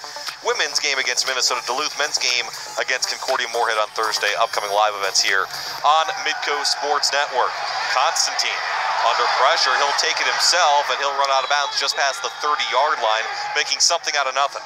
Yeah, UND brings a blitz, and Weber does a nice job picking up the blitz.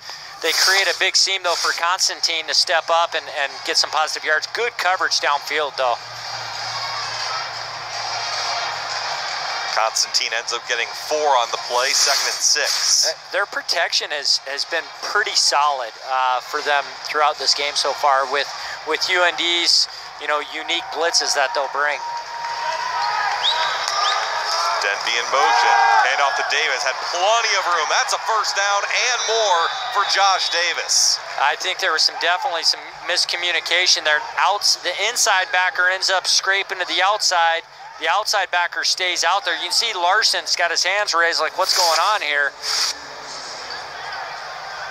And it creates just a huge seam. No backer there at all. Safety has to come down and make the tackle. Davis is just silent. I mean, he keeps plugging away. I mean, very blue-collar style day for him today. Quick hit over the middle. Wide open is Justin Malone. That's got to be a coverage to where the safety's got to be working over the top, but you saw the safety coming downhill there. The backer blitzed or went up on the fly sweep. I mean, it looked like an RPO is what this is called, the run-pass option here.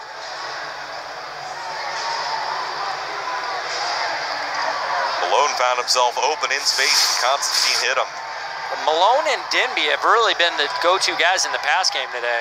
235 yards, 3 touchdowns for Jay Constantine. First career 3-touchdown game at quarterback. Bit of an awkward snap, but Constantine able to corral it, and he gets it to the outside. Pass is caught by Rashid Shaheed. And that's a good take. I mean, you don't always have to try to throw downfield. UND's got to find a way now. Bend, but don't break. Bend meaning you let them get this far, but don't break by giving them give a touchdown up now. 7-yard gain to Shaheed, sets up 2nd and 3 at North Dakota's 30.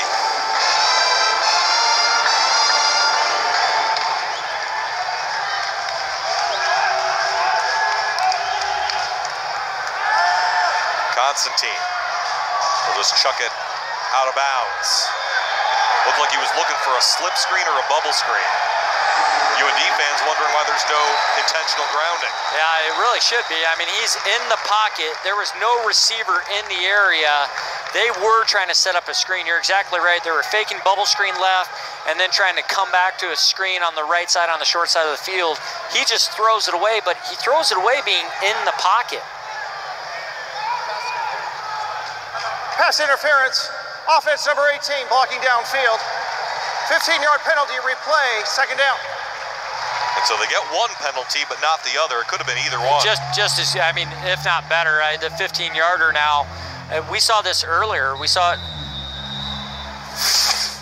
They're going to call it on A.J. Allen. Watch at the top of the screen. You see he's engaged immediately. Yeah, and he's engaged because he's trying to set up a screen. It looks like Davis, though, doesn't realize that Constantine's looking for him. So big penalty. Constantine rolling left. Back, and he'll just chuck it away this time. Definitely out of the pocket on that one. Good decision. Good poise by Constantine. UND brings a blitz from a long ways away, and the blitzer, I think it was Larson, goes really wide and high and lets Constantine step up underneath him and get out of the pocket. Well, this is an absolutely critical 3rd down for North Dakota. It's 3rd and 18 after that penalty a few plays ago. Weber State has to get all the way to UND's 27. But the biggest thing is don't let them get in field goal range now. Now we can make them have to punt on this drive. 2 left, 2 right for Constantine on 3rd and long. Over the middle, incomplete. Shaheed had some space. He had a tight window there. Constantine's got to throw it with confidence, though. He threw it hoping that it would be completed there. I'm surprised, though, Weber State hasn't gone back to their 5-receiver set where UND only brings 3 guys. That's where they get their best protection.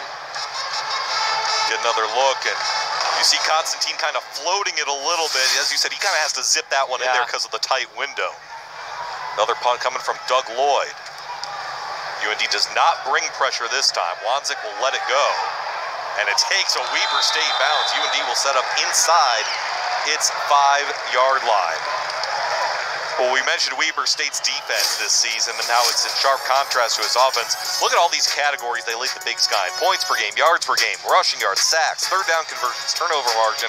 And we've talked about it. They lead not just the Big Sky, but all of FCS in turnovers. They forced 22 heading into this game. There was the tipped interception, make it 23 back in the first half. And the thing that's scary is that their turnover margin isn't higher. I mean, to only be +9 and you lead the nation in turnover margin. +9 is good, but you would think it would be much better. But today, offensively, they've been pretty good. UND will have to go 96 yards. They're at their own 4. Ketteringham, quick out to Wanzik. Wanzik eludes a tackler, stays on his feet. Nice job by Wanzik, fighting for extra yardage. He'll be knocked out of bounds around the 8. Good throw.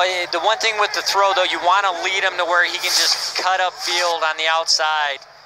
He sets his feet, snaps it out, but you want to be able to just keep running upfield here. It almost works against him when he breaks that tackle. He just about gets to the point where he would have originally been tackled. Still a pretty good first down play, though. Gains 4, 2nd and 6. Another quick hitter for Wanzik. Nice grab. Got 1 foot in, and he'll have a first down for North Dakota. Tell you what, if the ball is near Wanzik, he's going to get it. I mean, he has tremendous body control, great eye-hand coordination. It's a definite security blanket as a quarterback, knowing you can put it out there by him. 10 catches, 111 yards on the afternoon for Noah Wanzik, and a little breathing room for the Fighting Hawks. We'll go back to the ground. Johannesen cutting back toward the middle, where he gets stacked up by that defensive line. Weber State right there was not creating space. Every guy sat right in their gap, and Johannesen had nowhere to cut there. You can just see he's bottled up. Everyone's just sitting waiting for him. We'll give you 1 or 2 yards, but you're not going to get more than that. They gave him 2, 2nd and 8 with under a minute to go in the 3rd quarter.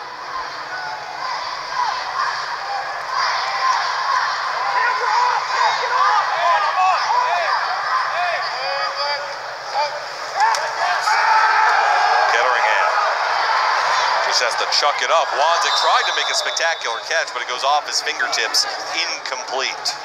Weber State tries to bring a corner blitz there, and he ends up running right into the tight end, and there's a big collision, but he's still able to get up and get pressure, and so Ketteringham, he's not able to set his feet and make a good throw there.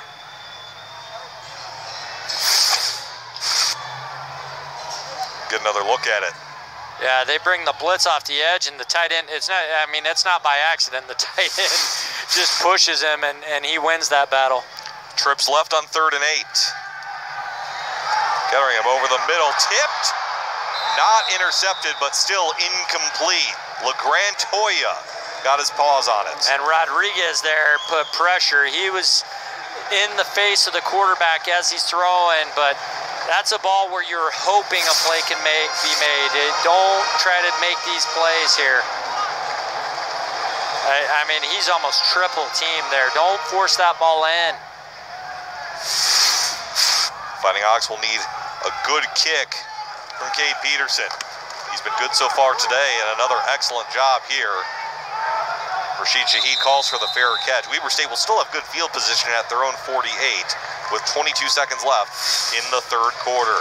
Coming up tonight, we are live from Las Vegas, the 2018 U.S. Hockey Hall of Fame game between 2 of the oldest rivals in the sport. Minnesota, North Dakota, live from Orleans Arena. Alex Heiner, Jake Brandt, Katie Hale, the whole gang's there. 9 o'clock Central Time. The U.S. Hockey Hall of Fame game live from Las Vegas on Midco Sports Network.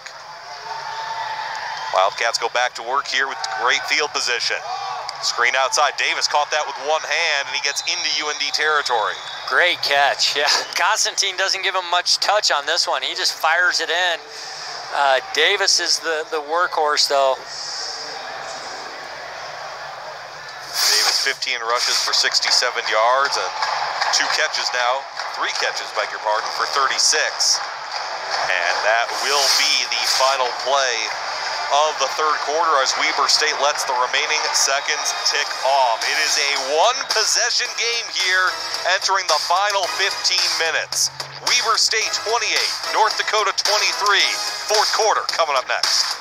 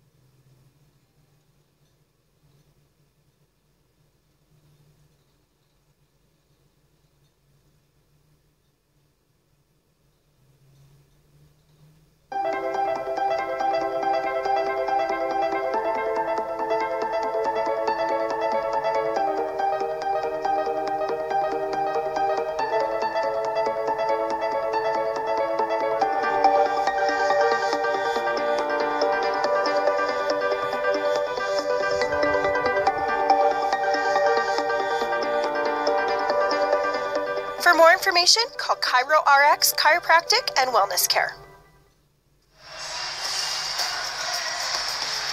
We enter the final 15 minutes with a 28-23 lead for Weber State as you look at our line score and you see UND with those 20 points in the second quarter. Really came back and made this a ball game, but their defense is going to need to step up here as Josh Davis once again shaking off tacklers and getting another first down for Weber State. Yeah, UND defense has got to make that big play like the Weber State defense has been able to do. That's what they really need, that to spark and energize this crowd and their sideline. 28 points, by the way, is the most UND has given up to an FCS opponent this season. They gave up 45 to FBS Washington, but this is the most their defense has allowed to an FCS opponent. And a fresh set of downs for the Wildcats. Another quick hit to the outside, that's Devon Cooley. He'll get about 4.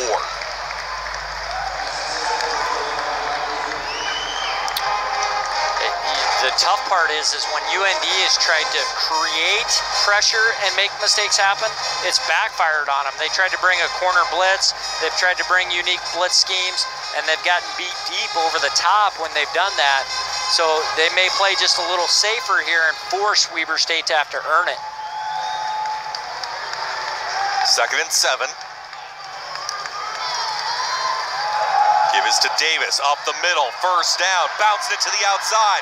Josh Davis inside the 10-yard line. Josh Davis is running hard. I know other guys have made plays today, but he has been the MVP for them so far because everything kind of works around him in the run game. 17th carry for Josh Davis. He's getting close to that 100-yard mark now. 25 yards on that last play, 17 carries, 97 yards. And it's a 1st and goal for Weber State at the 10.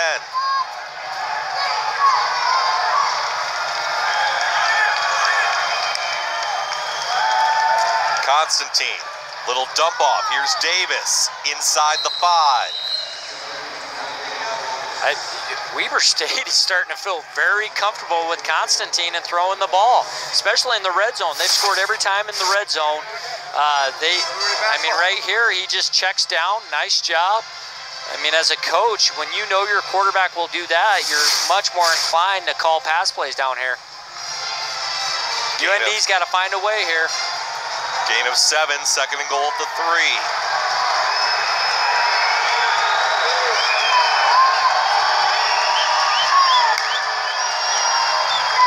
Constantine, pitch to Davis, finding the edge, touchdown Wildcats. Something totally new they haven't shown today, speed option. It looks like they're gonna go zone read, and then all of a sudden they attack straight at you. Easy pitch as soon as the guy commits to the quarterback. You can see right here the backer scrapes around. Nice easy pitch. Easy touchdown for Davis. Great call off of what they've done the rest of the day. With those 3 yards, Davis now at exactly 100 on the ground. Extra point from Trey Tuttle. That one nearly blocked.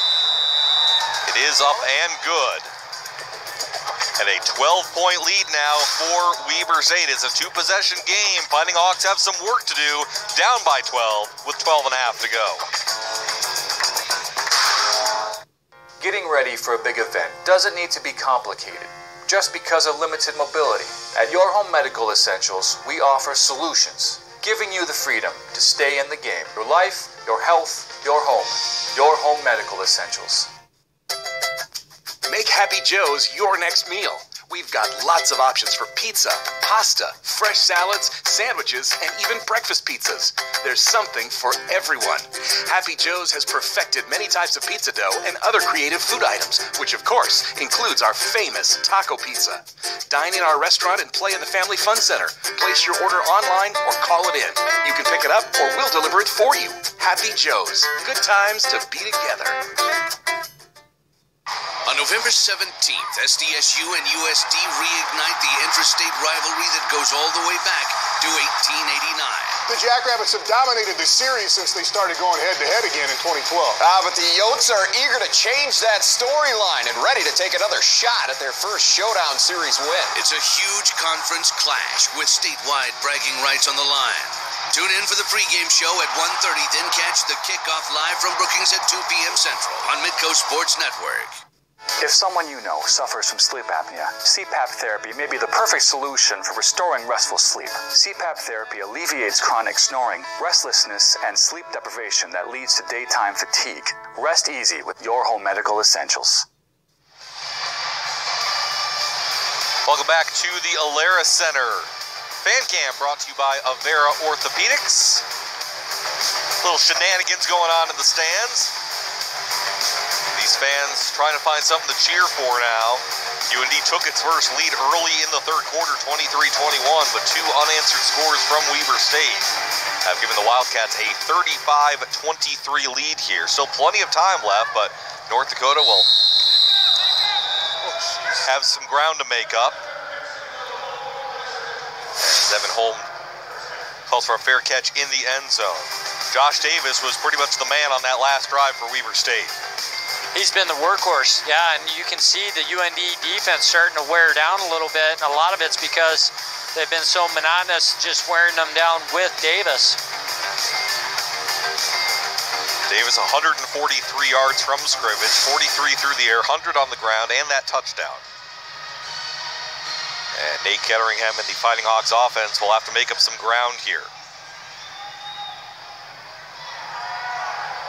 First and 10 at the 25. Here's Oliveira trying to find the right side and nothing doing. LeGrand Toya was the first linebacker to get to him. Yeah, great job by Weber State just squeezing down here. And you know, good approach. UND shouldn't panic. I mean, if they take it down and get a score and make it a touchdown game again, they're right back in this. But they do need someone to step up and make a play, though. Noah Wanzik has been the guy in the passing game. 10 catches, 111 yards, and a score.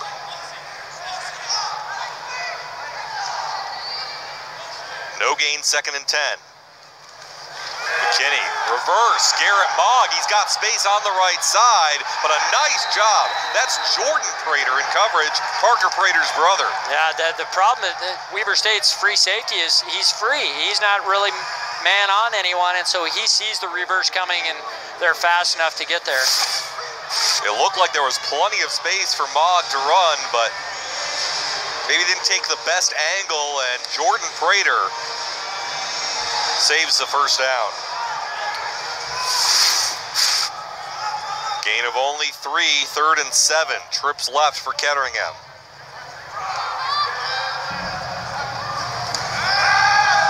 Looking left, over the middle, incomplete, off the fingertips of Luke Stanley. Late flag comes in. Back judge threw that about 20 yards.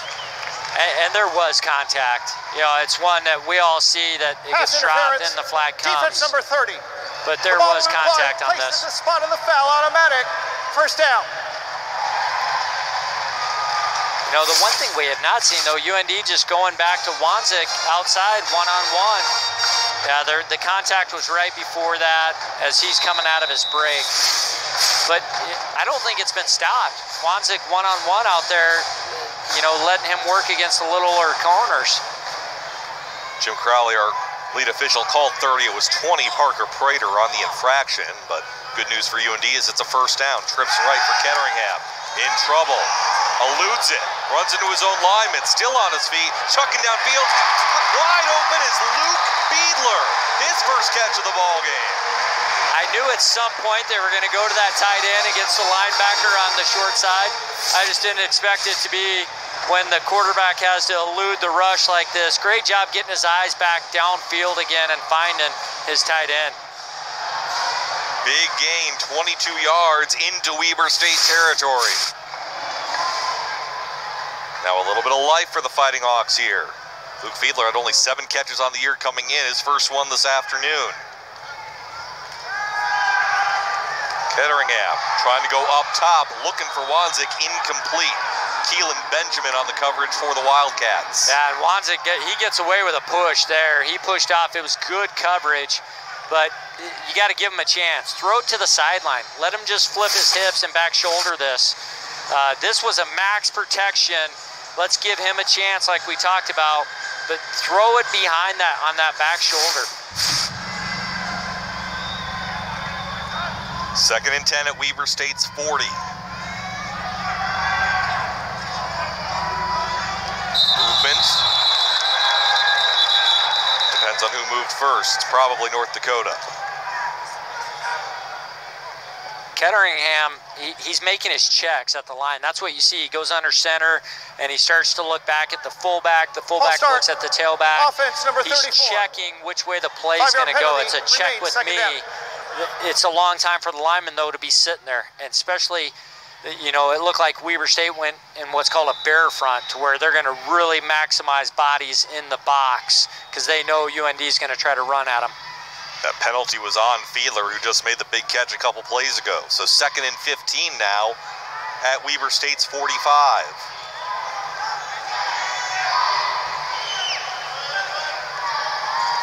McKinney in motion.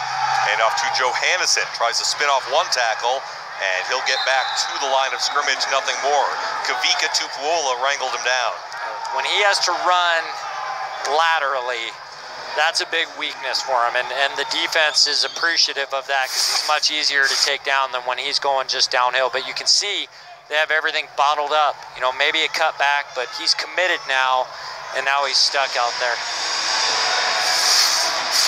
A lot may depend on the result of this play, but 4-down territory for you? Possibly. You want to at least get some of this, though. Yeah, you got to get some to consider that. 3rd and 15. Ketteringham rolling right. He's got Tupuola on his tail. Can't find anyone. Just chucks it up, and that one's incomplete. I think now you got to punt.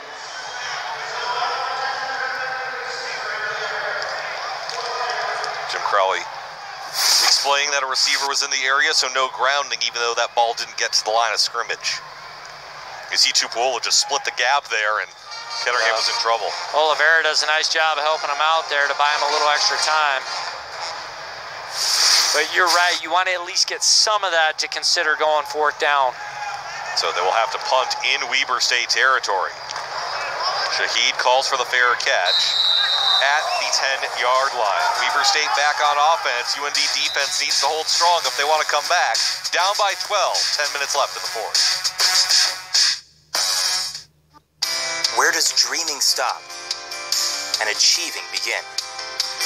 When do ground floors give way to groundbreaking success? Every business has a story. Long days, late nights. The unstoppable drive of doing what you love and getting it done your way. Here's to the modern day pioneers. Here's to the trailblazers.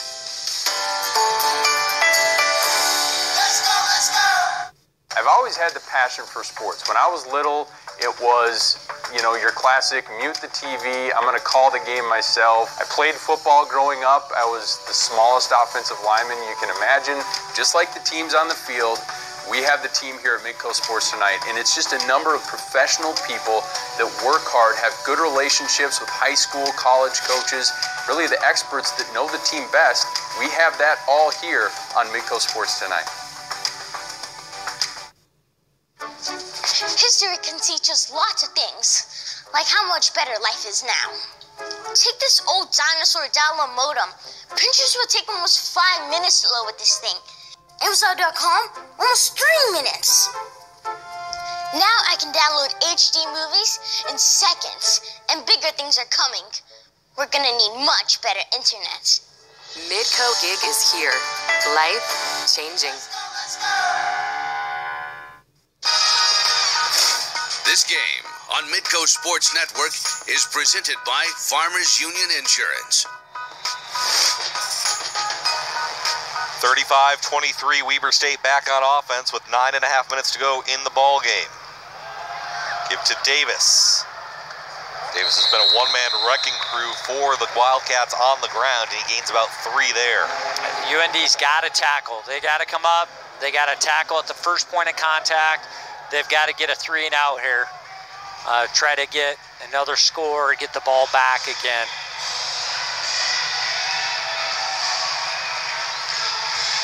Second and 7 for Weber State. North Dakota just punted to pin them deep. And hoping to get a stop here are the Fighting Hawks. Constantine over the middle, incomplete. Catch was originally made by Devon Cooley, but Hayden Blubaugh, first time we've said his name today, knocked it out of his hands at the last second. Yeah, and it you know, that's tough for officials that right on the Weber State sideline, but they didn't see anything, didn't make the call, let them play. I think they've been very consistent with that all night. I think they've done a fantastic job. Big third down, crowd trying to cheer the Fighting Hawks on. 3rd and 7. Just a shade under 9 minutes left, down 2 scores. Trips right, 1 left for Constantine.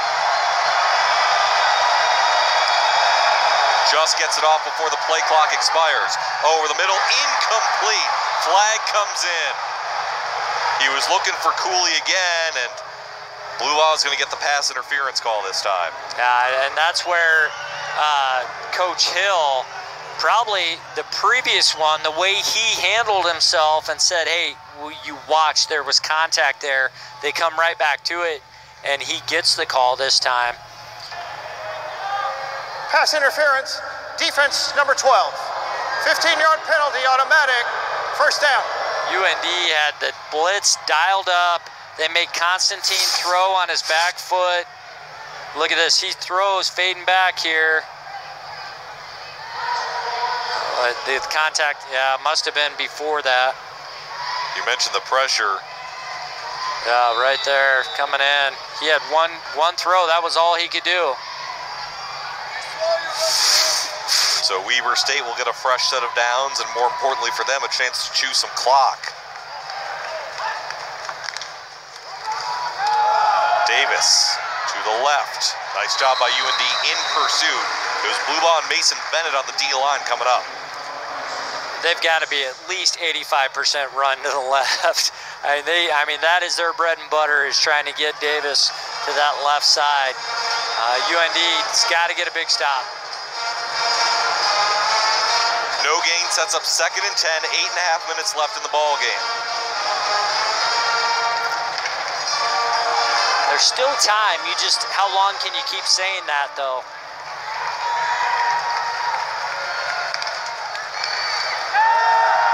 Little dump over the middle. It's Davis again in space, and he's got a first down for Weber State.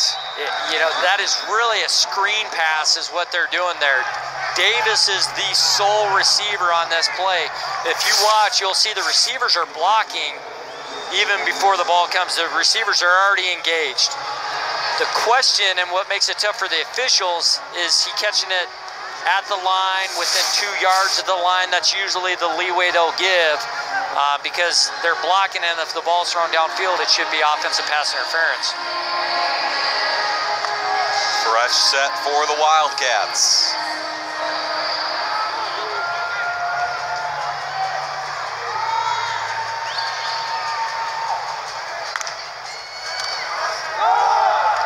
Give us to Clay Moss this time, and he stumbles ahead for a yard.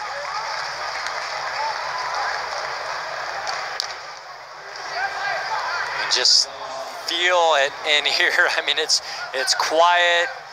They get it to that third down. Weber State is able to gain the third down. They got to find a way here to get a stop and get their offense back on the field. 2nd and 9, under 7 minutes to go. I've been very impressed with Constantine today, though, the way he's managed this game. Approaching 300 yards passing and 3 touchdowns. To the right this time, and minimal gain once again. Yeah, he's not used to running that way. Absolutely. Well, another big third down here for UND. 3rd and 8 officially.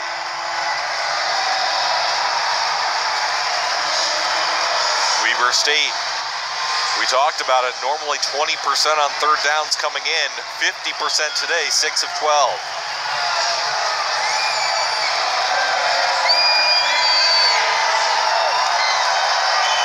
Third and 8, UND showing pressure.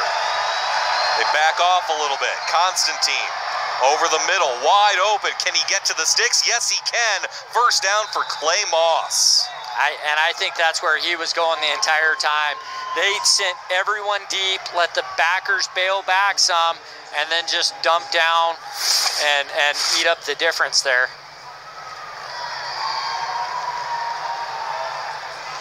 That is just the 2nd catch of the year out of the backfield for Clay Moss. Weber State, their coaching staff, they've done a very good job of taking what the UND defense is giving them. 1st and 10 in UND territory. And off up the middle, and they actually brought in a different QB. They brought in Rathan Reisdorf. We don't know what the issue is with Constantine, but number 17, Rathan Reisdorf, is in for Weber State. And he's a senior. He has no stats this year. He's not even listed on the depth chart. Their backup, Caden Jenks, got hurt against Montana State last week. The backup listed this week is Braden Miles. And Constantine looks okay, so maybe they feel like he takes care of the ball a little better. Zone read, he's a little better runner. And Weber State called the timeout here with a shade under 5 minutes to go in this ball game. Weber State has taken their first charge timeout of the half. This will be a 30-second timeout. So timeout here with 4:47 to go in the ball game. Well, big plays have been the name of the game for Weber State. We talked about their offensive struggles. No such struggle this afternoon. That was a big play from Constantine the Denby, and they've had others as well. Yeah, and Constantine has been really good today. He's done a very good job of running the offense. To get this many points with their defense, I mean, that's definitely a surprise probably for their coaching staff. Jake Constantine, 26 of 40, 308 yards, 3 touchdowns, also has a rushing touchdown. Constantine, just a sophomore, and as I mentioned, his first 3-touchdown game. And I'm sure it's probably the most yards he's thrown for this year, too. Constantine is back in now. Davis, bottled up. You can see Davis, though, really doing a nice job at protecting that ball. I mean, he's got 2 arms wrapped around that thing.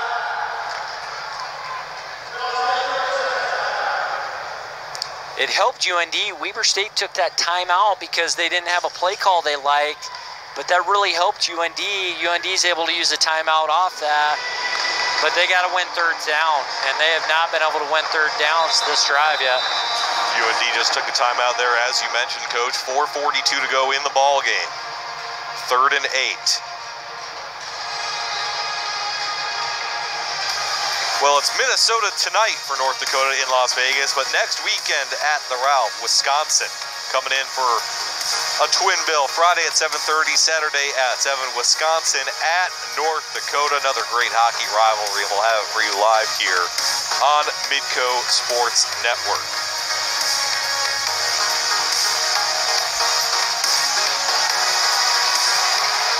Third and 8. UND has to get a stop here. Constantine, Justin Malone, Donnell Rogers can't make the tackle, and Malone's getting a first down. Really good play by Malone. I mean, that's just effort. They try to push him out of bounds. He doesn't go out of bounds. Then he runs through the DBs for the first down.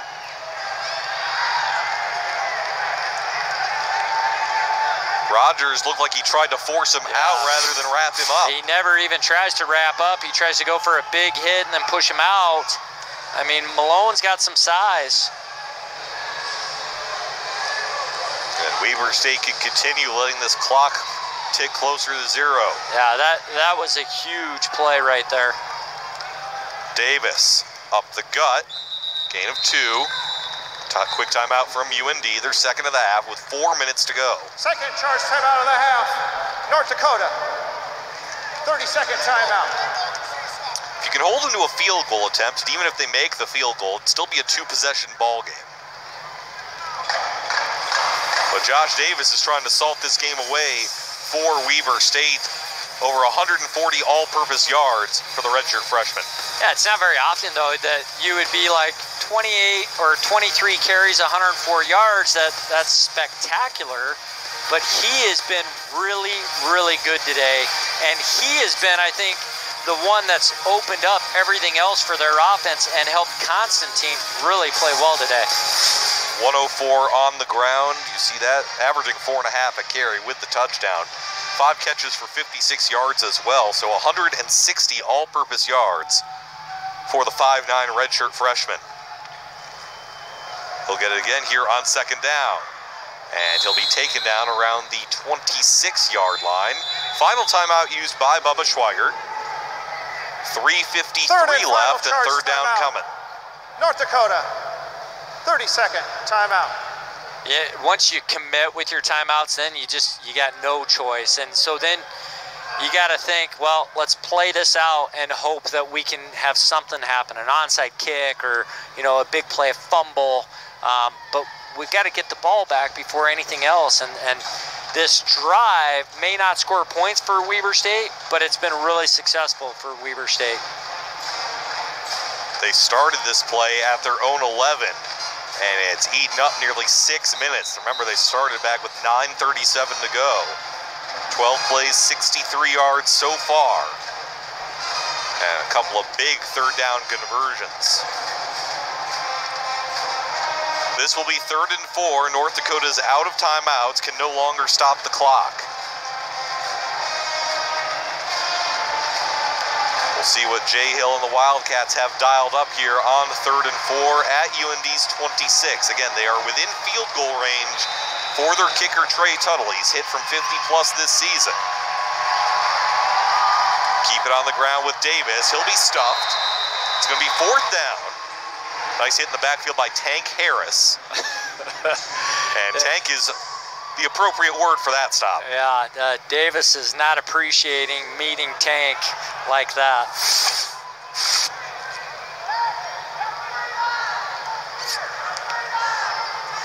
And they will bring out Trey Tuttle, their field goal kicker. This is going to be a 46-yard attempt.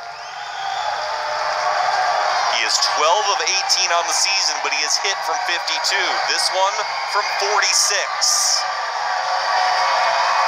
Snap's good, spot is good, it's blocked! North Dakota blocks it! They pick it up, they fumble it, they still get it, it's Donnell Rogers! He's going down the left sideline! Donnell Rogers, can he make it? Yes, sir!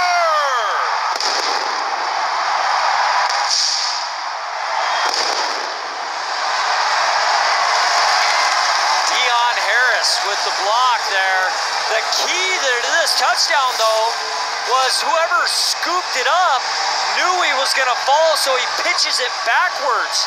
You'll see right here, pitches it backwards. Now they're gonna have to look to see if he was down or not, but pitching it backwards is legal, and that's what allows for the touchdown. I'm sure they're gonna look and see though if he was down.